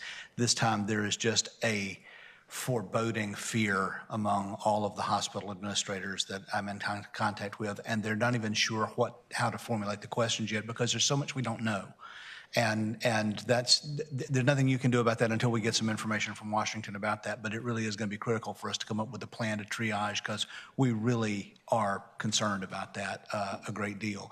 But one additional comment that I did wanted to say to you, particularly on a completely different note, is that sitting here, something happened that has never happened in 25 years of me being in the industry. I've never been a Medicaid provider, but in the home care industry, and then 14 years of being in the General Assembly, is I got a text while you were talking from the executive director of the Virginia Association of Home Care and Hospice, who just said, would you please make sure to thank Cheryl for doing such a great job because she's doing remarkable work. And I said, what is she doing differently? I said, she listens and is open to new ideas. I wanted to pass that along publicly to everybody here. We thank you for what you're doing. Thank you. Anyway, if you have any questions, you don't, well, okay. Now I'm going to choke down. Okay. Well, obviously my team is committed 100% to this. And if you have any questions, Tara can find me and we'll happily come back. Okay? Thank you. Again, thank you so much. This is, it's a monumental challenge for all of us, and I really appreciate you doing double duty this week. I appreciate the questions, and we're here to work together, everyone in this room. This is a monumental challenge, and we're going to take it on together. So with that, we're going to pivot to the Virginia Health Information Annual Report. Kyle Russell's going to join us. Maybe I'll say this is an uplifting part of the presentation. I think you have a lot more positive news to share, maybe less challenges, but I think everyone should understand and appreciate what VHI does. It's an integral part of our health system, and they do just absolutely amazing work. So Kyle, no pressure with that intro. Tell us how good you are. Great, thank you so much. I'm going to see, do I just go directly through here? Okay, awesome. Well, good morning, everyone. It's such a pleasure to be here. It's obviously a tough act to follow the Greek presentations that we've had, but my name's Kyle Russell. I'm the CEO at Virginia Health Information, or VHI for short, and we've had the pleasure of serving the Commonwealth of Virginia a little over 30 years. I'm going to tell you a little bit about that. But that entire time has really been such a pleasure to have the support of you all and our state partners in the room. It's really been an exciting growth path, and we're just so happy for everything we get to partner with Virginia on. And so my job here today is to give you a little bit more information about who we are, where we come from, what the great things that have happened over the past year, and then give you a sense for what we expect our priorities to be next year. So, VHI was created in 1993. And the reason that we were created is that around that time, there was a shift in the amount and type of healthcare information that the Commonwealth of Virginia was looking to collect. Specifically, there was an interest in collecting data on every individual hospital discharge, every individual record. And that was very controversial at the time. There was a lot of concern around that level of information and that scope being collected at a statewide level and being so publicly available. And so there was a fair amount of problem solving of how do we build enough trust to get that information, to get this done, because we desperately need this information. And it was actually a joint commission recommendation that a nonprofit entity be established that could be jointly controlled by both the state and private industry, private healthcare stakeholders, essentially in equal distribution to one another. And by having that say and voice from all different stakeholders together, we could serve that purpose and get data to flow and build the systems that Virginia needed. And it was actually originally created with a sunset clause, and so if we didn't do a good job or it wasn't going to be useful, then VHI was only going to last for a couple of years. But the good news is that after about 2 or 3 years, it was decided like this system works really well. What we now refer to as the patient-level data system has been operating every single year and every single quarter since then. And really, at the end of that period was, we want to continue this. We want to establish this board. And we actually want this organization to do more things. And so our mission statement and vision statement have changed in wording somewhat over time, but really what we do has not shifted, in that we support Virginia's healthcare system by collecting, connecting, and reporting meaningful data. And our goal is to lift up Virginia and have the best possible infrastructure and transparency at a state level above anywhere else in the country. How we do that is collecting data in a way that is very fair and reasonable with organizations that have to do it, exchanging information between organizations in a way that adds value for both sides and is a fair trade, and making sure that we distribute a lot of data, insights, and information that are put out to the general public and made generally available to further transparency for Virginia. So the scope of VHI has shifted a lot since 1993. So back then we had one program. There was about 2,500 records a day that were being processed, and data only came from hospitals. So fast forward to where we are today in 2025, the number of programs is about 10 times what it used to be. The number of records exchanged per day went from 2,500 to about 6 million. And there are very few entities that do not report, exchange, or receive data from VHI on a daily, weekly basis. And so there has been so many strides made in the amount of data that is both collected and available for Virginia that we were very proud of. So in terms of what that looks like, there's three major buckets. And the easiest way to describe it is that some data is collected and exchanged in seconds, some may take about a month, and some we may only get on an annual basis, but they all serve very distinct purposes.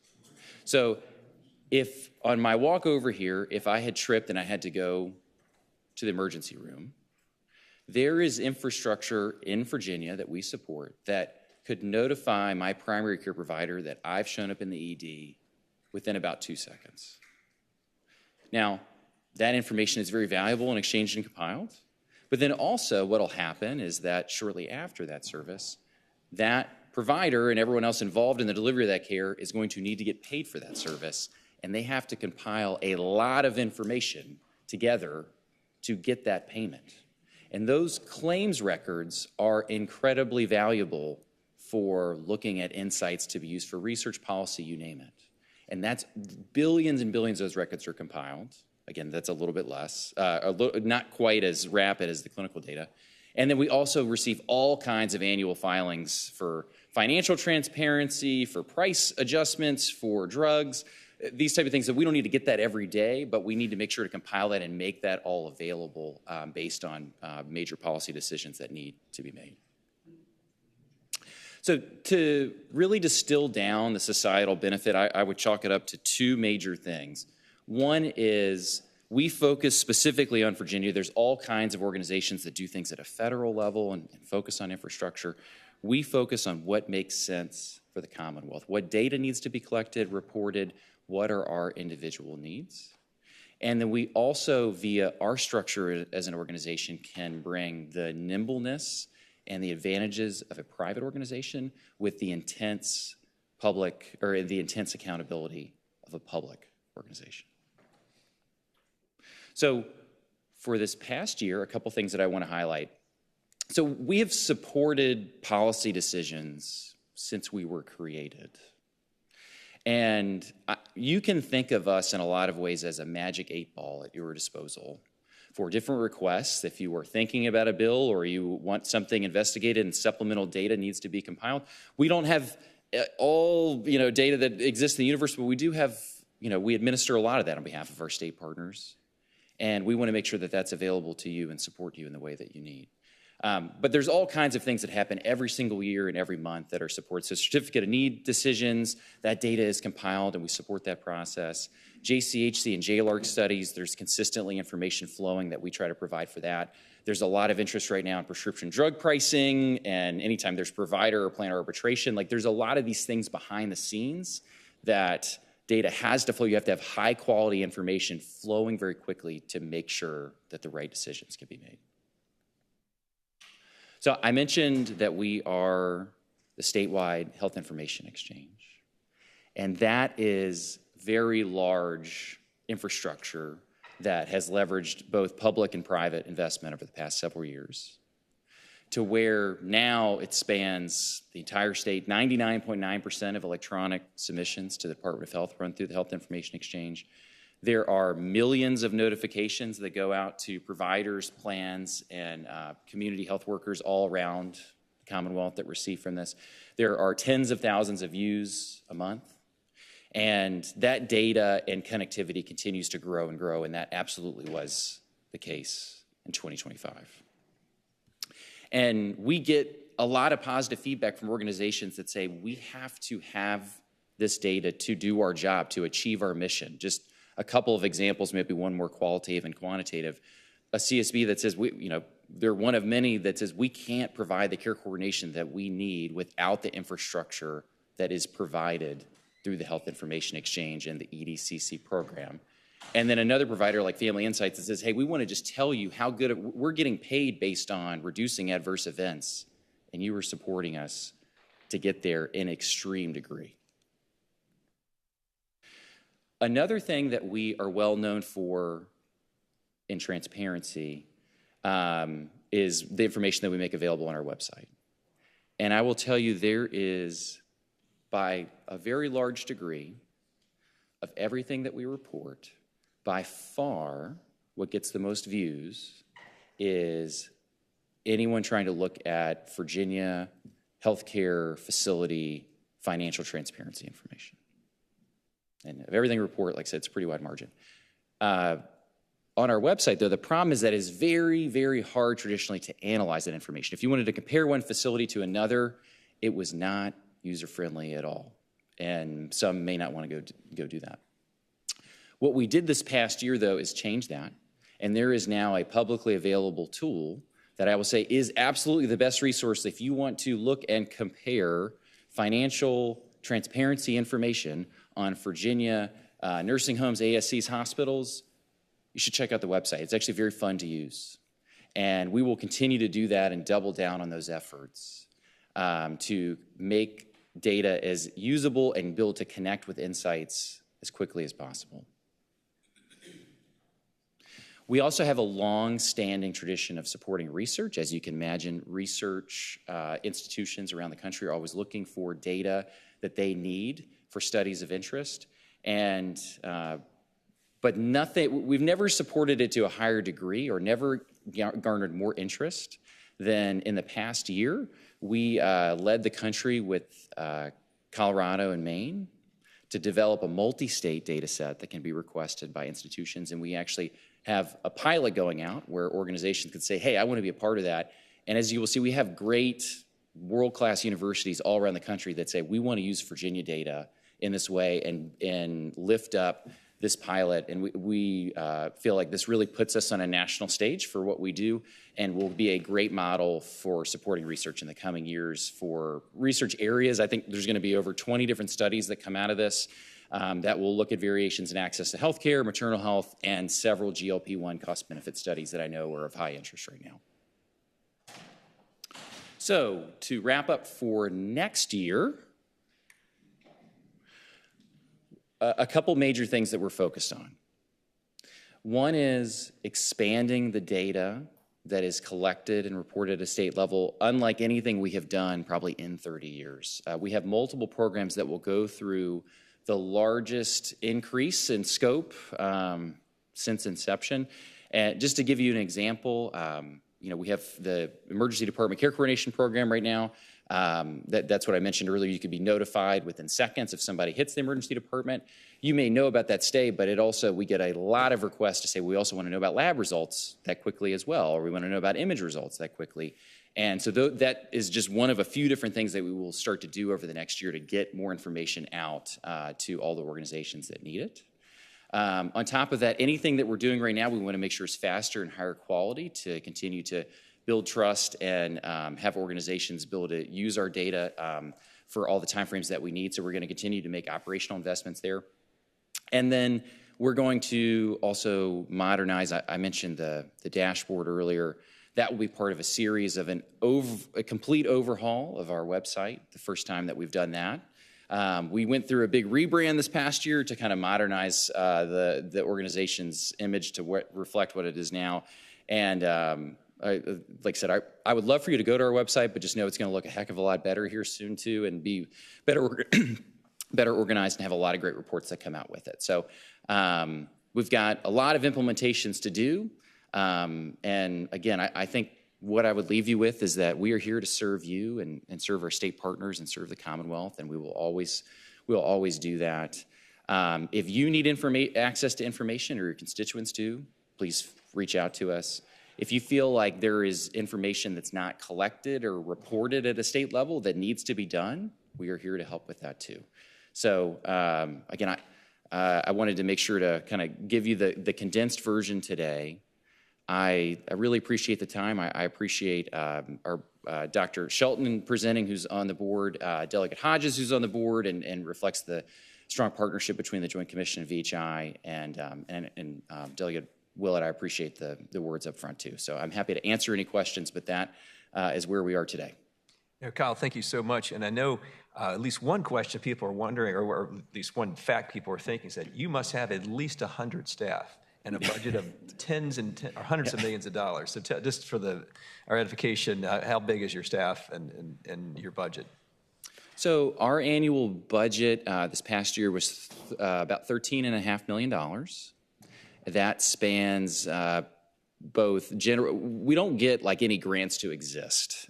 So any funding that we have from the state is for a specific project or purpose. And then in some cases, we will take in funds from private entities to make programs work. With that, I think we're hovering right around 20 staff, which is actually more than it was before. We're trying to continue to increase that number. But as you can imagine, a lot of things are subcontracted out. There are certain things that we're going to do, and then you need a lot of big hitting infrastructure to work with too. So there's some things we will probably always continue to have industry partners with, but we do get a lot done with a really amazing staff. And like I said, we want to continue to increase that too. So. One of your board members has a question, Delegate Hodges. Thank you, Mr. Chairman, and thank you for being with us today. Actually, after being on the board and realizing what you really do behind the scenes, it's absolutely amazing and can't thank you enough.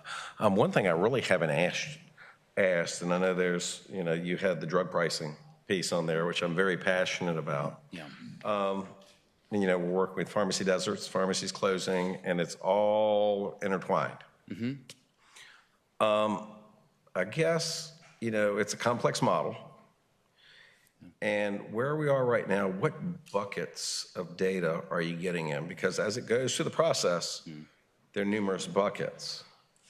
And, that's all over healthcare. It's also with third-party administrators. Mm-hmm. They're involved with healthcare. Most of the health plans own the third-party administrators, which people don't realize. So how can we start to uncover those layers, and what do we need to do to be able to gather that data? Yeah. So I would say, I can't remember if Delegate Sickles is here or not, but he passed a bill a few years ago to increase the transparency around, essentially highlighting where fluctuations in price occurred along the supply chain for prescription drugs. And we've collected that data for a few years, and I would say where we've gained insights is for certain types of drugs, the rebates that are occurring by plans, PBMs, and then some high-level information from manufacturers. But healthcare finance and transparency gets a lot of flack, and I would say this area, maybe more than any other, is the the hardest to get transparency on right now or hardest to put the picture together. Like we have some of the ingredients, but I don't know if we still have some work to go on telling the full story for it to be understandable. Like we have some rebate information. I think we're going to try to make some changes with the All-Payer Claims database to make that grow out a little bit more too.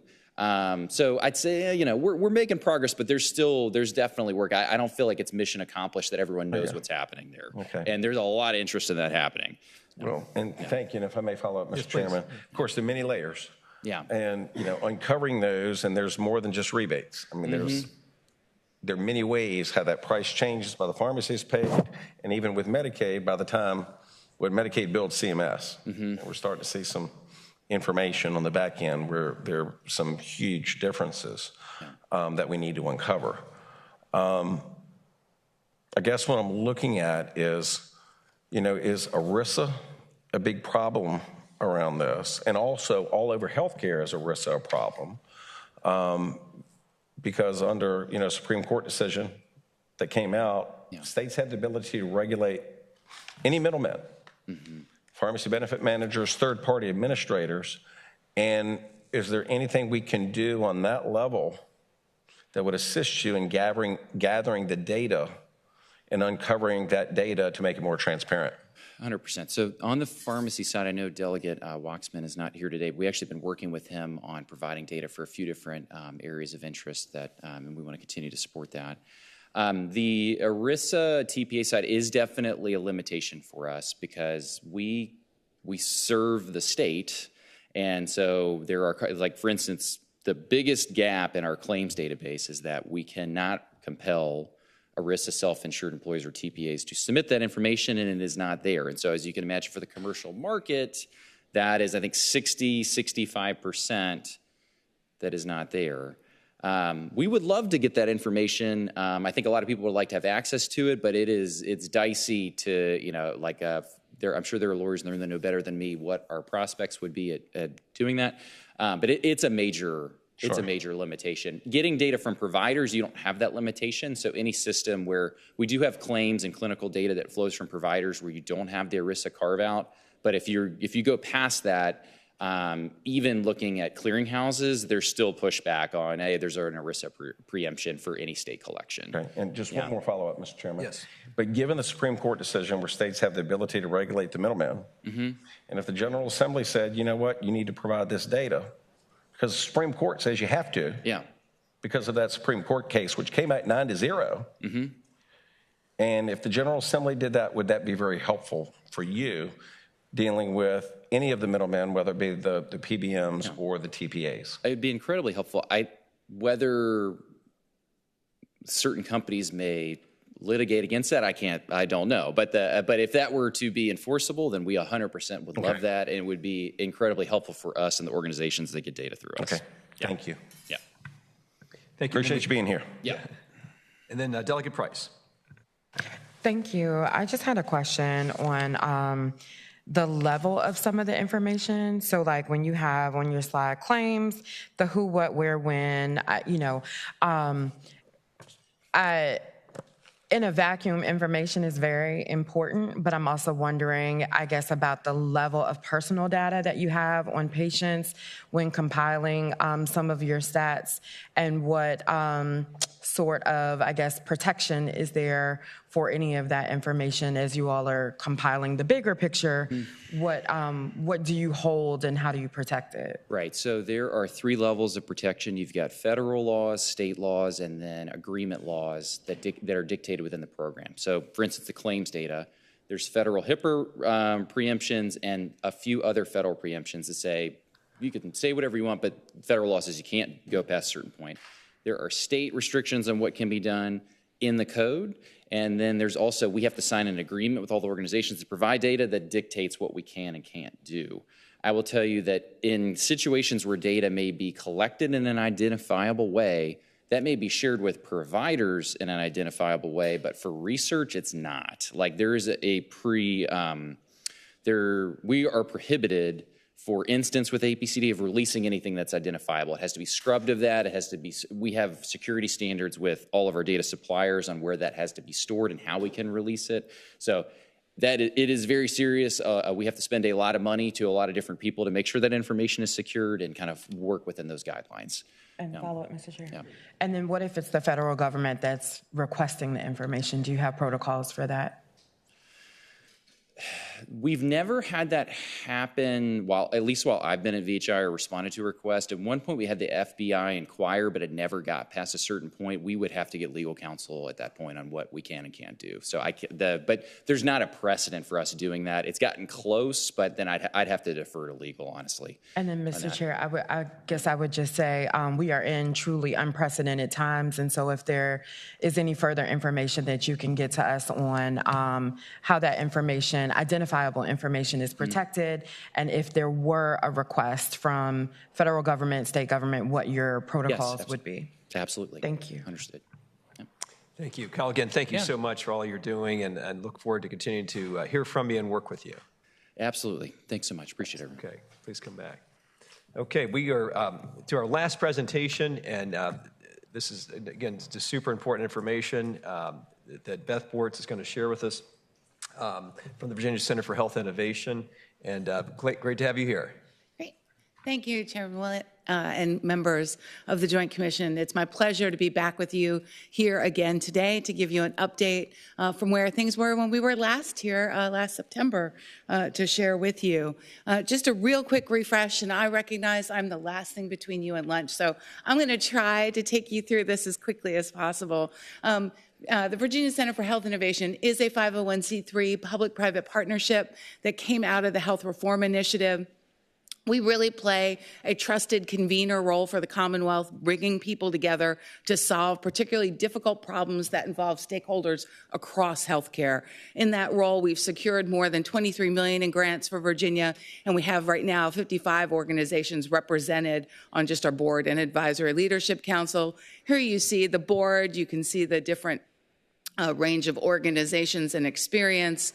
Similarly, all the organizations that are part of our advisory leadership council, so health systems, health plans, pharmaceutical lab, all clinician groups, employers, state government, you name it, they're at our table. So today we're going to talk very briefly about two of the initiatives that are state-funded that we are working on. The first is our Task Force on Primary Care. This is what we talked to you about last year, and we're going to give you some updates. And then the brand-new Research Consortium, which you all funded in the last session of the General Assembly. So to talk about our primary care task force, just a real quick refresher. We are in the 5th year of the task force. It came out in COVID.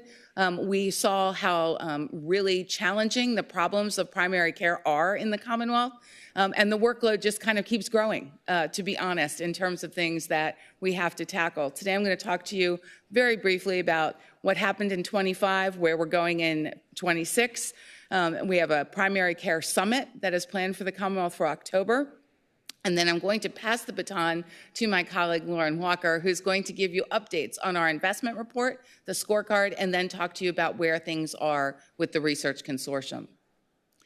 So one of the big things that the Task Force on Primary Care does is pilot innovative programs for the Commonwealth. And this past year, we've overseen 4 primary care pilots. And I will just take a second and say you're actually looking at the entire staff of VCHI. So 4 pilots is a pretty ambitious goal. The person-centered primary care measure is testing a new way of measuring primary care. Our goal was to recruit a couple hundred clinicians. You see we had over 1,000 agree to participate with Carilion, Fortify, and VCU. We are testing that measure through surveys. We've already gotten back more than 16,000 surveys, and we expect to have results back in early 26.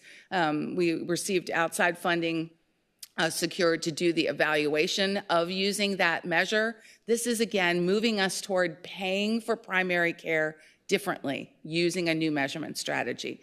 The second pilot was ImmuTrack. You might recall last year when we were here, we were very excited to talk to you about ImmuTrack. This was a new way of getting immunization data in a timely manner in front of clinicians that shared their whole panel and where there were missed opportunities. I have to tell you today that even though that is ready to roll for the Commonwealth, because the CDC significantly cut immunization funds for Virginia, and there's no mechanism for moving that now from a pilot to full implementation, we have put the pilot on hold. Our pediatric community said there would be nothing worse that we could do than getting them into a new program that then we had no funding to sustain. So I'm just letting you know that that's ready if and when things change. Virginia Join Healthcare. This is an initiative to improve clinician retention, particularly around primary care. I think when I was here last year, I shared with you that in the past 5 years, only one Virginia organization had ever pursued receiving recognition from the AMA. That recognition requires an organization to have a clinician retention plan to survey all their employees to really work to understand how they can make the job better. I'm delighted to tell you that 5 organizations this year participated.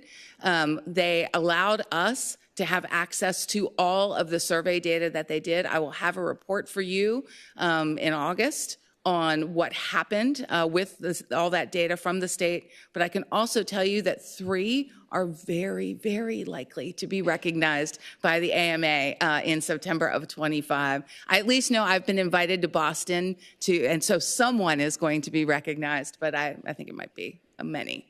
The last pilot is our Primary Pathways. This is a integrating behavioral health services in pediatric practices. This is focused on Medicaid patients, but it was done outside of Medicaid. We did it in partnership with 2 of the plans who voluntarily came forward and wanted to pilot this. And what you'll see here, current participants right now, we have 33 pediatric sites. There are 202 primary care providers in those sites, 16 behavioral health providers, and 16,000 Medicaid children and adolescents served. What does it do? This model provides capacity building and additional per member per month funds upfront, and depending on which tier, kind of how much you have integrated behavioral health services, those funds increase. So this is a sustainable way for primary care to provide behavioral health services in their practices, because we all know there just aren't enough behavioral health providers for the pediatric population in the state. So in the first 6 months, just some of the accomplishments, you'll see there, I'll just pick a few. 12 of the PCPs in those practices have been trained in behavioral health. They've hired 5 new behavioral health providers. They have executed 37 care compacts to build relationships across the communities. And they are connected to new health information exchange to track patients in the emergency department. And this is, just early days. Other things that the Task Force on Primary Care did this past year, we launched 3 new communities looking at AI in primary care. That might be one of the brightest spots when you talk about what's happening in primary care. AI offers some hope, so we've worked on that. We also have an integrated behavioral health group. It did lead the submission of a $24 million grant proposal to AHRQ on behalf of the Commonwealth of Virginia with 37 partners. Unfortunately, I have to tell you that while the funding for that initiative still is protected at the federal government, they have released all the staff at AHRQ that would have reviewed those proposals. So I think the prognosis is slim that anyone will receive funding out of that initiative. The last piece is a primary care spend target. We were asked to look at whether or not a spend target would be a useful tool in increasing primary care sustainability in the Commonwealth, and we did that review, and you're going to see a couple recommendations that are first steps toward considering if Virginia should move toward a spend target. And then we have the investment report and scorecard, which is going to be coming to you. I just want to talk about 3 recommendations that you're going to see this session that come out of the Primary Care Task Force. The first, and it's great that Kyle just presented because this involves VHI, is non-claims data submission. Right now, with the reports that Lauren is going to share with you, those all come from claims-based information. But as I mentioned, with that behavioral health pilot, when you start having upfront capacity building funds, PMs, when we move toward value-based contracts, which is the way that healthcare should be moving, that additional funding is not captured in claims information. So one of the concerns we had when we did our reports from the plans was that we aren't adequately capturing all the investment in primary care, and that is a fair criticism. We need non-claims data submitted by the plans in order to be able to more accurately get at the true primary care spend in Virginia. So that's the first piece. Second piece is additional primary care research. As we were going down the pathway of should we set a primary care spend target, you're going to see from Lauren's data, I'll give you a little spoiler. Right now, Virginia spends about between 2 and 4 cents of every dollar on primary care. That ain't great, friends. Most states are shooting toward about 12 cents in every dollar. So we have some work to do. But one of the concerns is if we increase payment, does it actually get to the frontline primary care provider? Does it change their behavior? And that depends on ownership arrangements. And so one of the things that we have been asked to do is to do a marketplace assessment of primary care ownership in the Commonwealth, and then to understand the different payment models and how they might be leveraged to make sure that the end goal of getting more primary care services to vulnerable patients is what we can achieve. The final recommendation for 26, Medicaid parity spend. It was interesting in the presentation that Cheryl did, there was concern around spend that right now is Medicaid spend that is more than the Medicare rate. In primary care, we're only at 80% of Medicare. So primary care is already below that 100% threshold. And if you look at the OB3 bill, one of the things that they have said is that they don't even like the methodology for primary care payment. It's too low already in Medicare, so they are revisiting the methodology for setting Medicare rates, which would be higher for primary care. We're already not at the 100%. So I'm just pointing out for you that that deficit growing.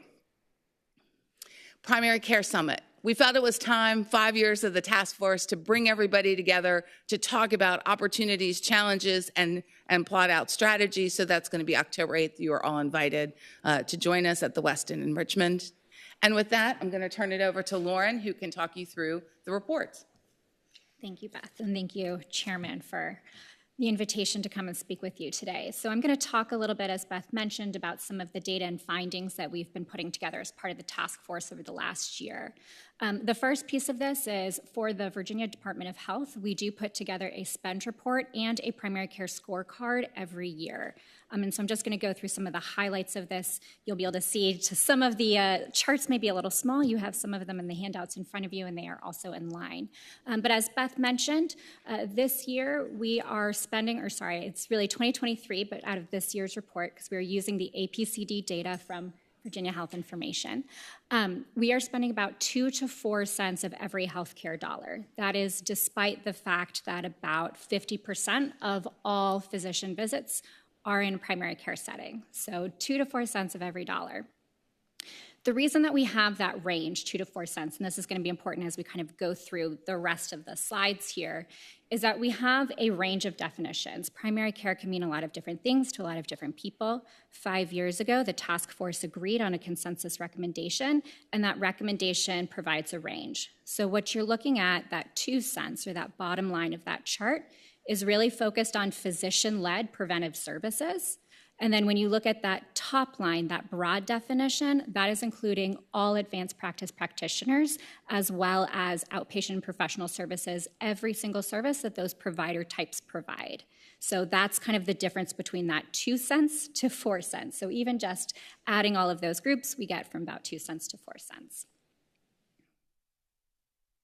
So part of the reason that percentage of spend may be going down is in part because we know that total healthcare costs in Virginia continue to increase. So part of this is a percentage issue with if our total healthcare spend is increasing, and which we see is happening. So you can see between 2022 and 2023, we went from about 45 billion spent up to 51.2 billion in Virginia. So we have increasing healthcare spend. You can see over here kind of where that spend is going, but really what we're seeing is it's not going to primary care. So even when we look at, okay, so possibly this is just a total healthcare spend is outpacing primary care spend, we started to look at per member per month to get a sense of what is the real dollar investment going into primary care. And so all of these dollars are inflation adjusted, and I know this is a little hard to read on your screen, but you do also have it in front of you. But what we see is that real dollar per member per month investment in primary care has remained pretty stagnant over the last 5 years. And when we focus on looking just at that narrow prevention services, physician-led prevention services, we're actually seeing a decrease in per member per month investment. And that's across every payer with the exception of commercial. And so when you start to think about like what is that right per member per month, Beth mentioned in terms of percentages, states have been looking at kind of that 12%. In terms of PMPM, there's no, consensus right number, but what I will say is if you look, for instance, at direct primary care models, their memberships typically are about $75 to $200 a month. There's research in the commercial and Medicare Advantage space that's looking at about $87 a month, and other states have looked at goals about $50 to $65 per month, and we are about $10 per month, kind of 8 to 16, depending on that range. This is to give you a sense of kind of where that distribution is across the state. So we definitely do not have equal investment across the state, and we actually see that in the Southwest region, we tend to have greater investment in primary care. Much of that is likely due to primary care providers working at the top of their scope. They don't necessarily have a lot of other specialists to be referring to, and so they are doing a larger share of the actual care in the Southwest region. So where we are seeing growth in primary care investment is largely around advanced practice practitioners. So most of this is nurse practitioners. PAs are also included in here, but the greatest percentage is definitely in nurse practitioners. The challenge here is when I'm looking at that broad definition as defined by the task force, we have included all nurse practitioner spend in our definition. So we know that actually only about 25% of nurse practitioners are going into primary care settings. It's about the same percentage in Virginia as it is for the physicians going to primary care. But when I'm looking at that broad number, I'm including all advanced practitioner spend, and that's really due to data limitations. So transitioning us, as part of the scorecard, we wanted to take a look at workforce use outcomes. We will be adding in the next recent few weeks, we'll be adding some patient experience data and some information kind of summarizing everything by locality. But if you look at workforce, I think this is a very common theme. Everybody's been hearing, I can't get into my primary care provider. It takes me 4 months to get an appointment. This is part of why. We actually are seeing that our providers are really only seeing about 1,300 members on average. And we have some pockets of the state, large pockets of the state, where it's really difficult to find a provider. We are also seeing that this trend is getting worse. Yes, we may be having fairly stagnant rates of family medicine providers. Our pediatrician providers, our supply is actually going down. But based on the conditions and needs of Virginians, as well as the growth of Virginia, we are actually seeing that supply is being way outpaced by the demand. And then finally, use. You can see that as a result of the workforce shortages, as a result of all of this other information that I've just been sharing, we are seeing, yes, in fact, use of primary care services has greatly decreased. So if you look, Medicaid has actually kind of been one of the largest jumps. We've actually seen in the last 2 years that Medicaid members are less likely to see a primary care provider now than they were during the pandemic. And then finally, as a result, we are also seeing decreases in our health outcomes in Virginia. So Virginia is actually now below the national average in life expectancy, and it's going down. At the same time period, life expectancy on average for the rest of the country was going up. And so we are really starting to see that Virginia, despite being one of the wealthiest states, we're seeing life expectancy decrease.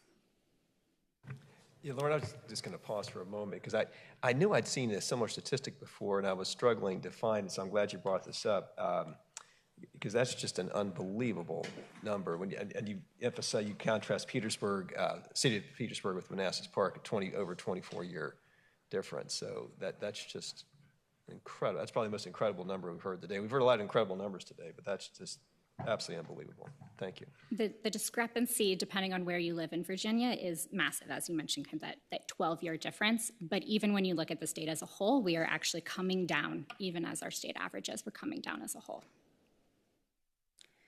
So I'm going to shift now a little bit because while the Virginia Task Force on Primary Care is a major initiative, VCHI is not the only initiative. We are a broader organization than just looking at primary care, and one of those areas has been in the Research Consortium. And I wanted to raise a few of these specifically to say thank you.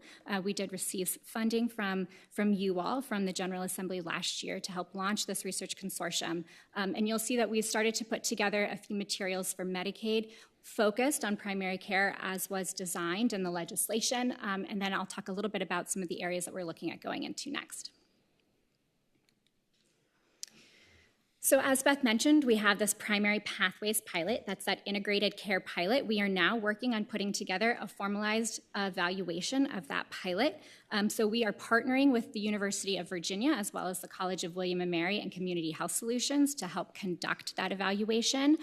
We are 6 months into the launch of the pilot, and what I will say is we have already have every single one of the practices that is participating has now moved into a full integrated model. So every single practice has now hired behavioral health providers. So we will be looking at a full year to see if that is sustained, if they're able to actually keep those providers. A few other items, I'm not going to go through this in detail, but just want you all to know the type of work that we've been able to give Medicaid and if there's any additional information that would be useful for you all. One of the things that we hear often from providers is the administrative burden. It's excessive. What can we do to eliminate it? These are some of the what I would call kind of low-hanging fruit items for reducing administrative burden. So this is not necessarily looking at things like prior auths. This is purely looking at policy solutions for aligning Medicare and Medicaid payment. So obviously every year the federal government's going to come out with new rules. They just came out with the Medicaid physician fee schedule a couple of days ago. So this is looking at how do we try to keep Medicaid and Medicare as consistent just in terms of what services are allowed as possible, what kind of telehealth is allowed, et cetera, just to make the rules aligned. Similarly, I think we often talk about rates and increasing rates, especially in the Medicaid space. As Cheryl mentioned, we are essentially largely a managed care state in Virginia.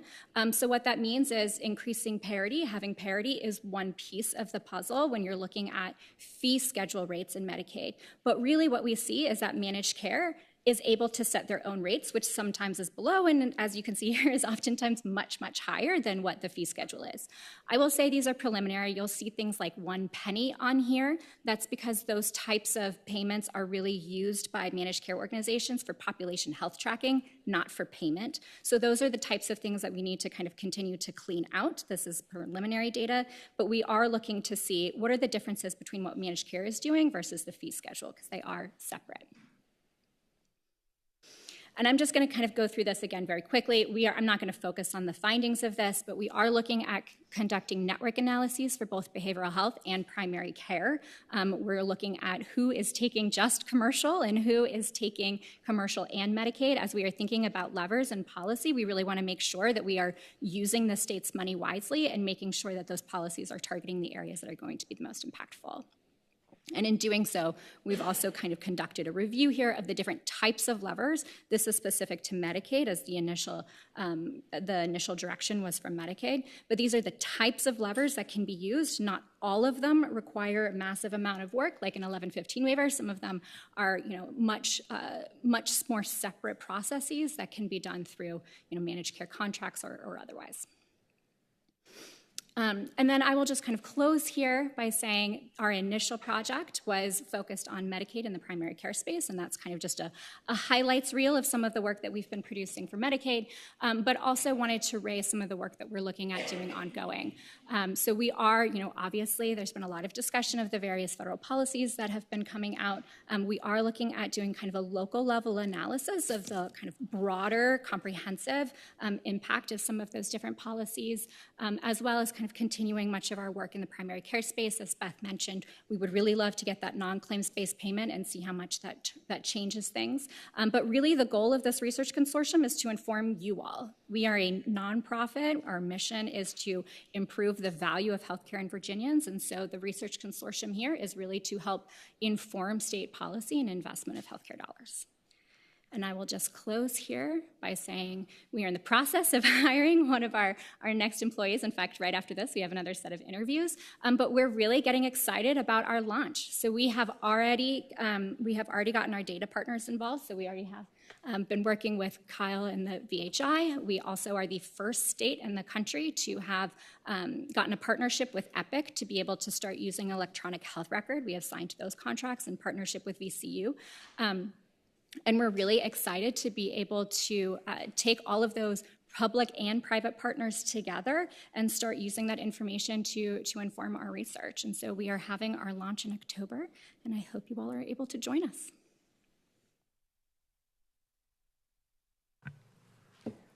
Questions? Yeah, good, Beth and Lauren, thank you so much. I'm going to start with Delegate Price. Yes, thank you. And I was just wondering, I do remember your presentation before. Is it possible to get just a general sense of the assumptions and the implications of like why primary care, like why the number should be higher, like preventative care and all of that, so that we have the basis for why these numbers need to improve? Absolutely. We would be happy to send a backgrounder for you guys on why we believe primary care is the most essential building block of healthcare as a foundation for value. There's lots of data on that, so we will get that to you. Other questions?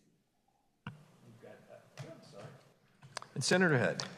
Thank you, Mr. Chair. Just I noticed on slide 100 you had the data on the primary workforce decline needs and everything else that's going on there, and you were tracking the family medicine and pediatricians and nurse practitioners and PAs. Do you have any data on geriatricians, or is that just so low that it doesn't even register? That is a really good question. I have not seen great data on geriatricians. But what I will say is, so for this particular scorecard, we've actually shifted some of our data sets this year. And so we've actually been starting to use a little bit more of the AMA data. And I will look into that for you. The data that we've been previously using did not include that specifically, but I will look in and see if I can find anything. Considering the fact that in 2034 you will have more people over 65 than you have under 18 for the first time in the human race, but also that is the primary cost population for our Medicaid spending. We really need to take a look at that. No, that's a very good point. Thank you.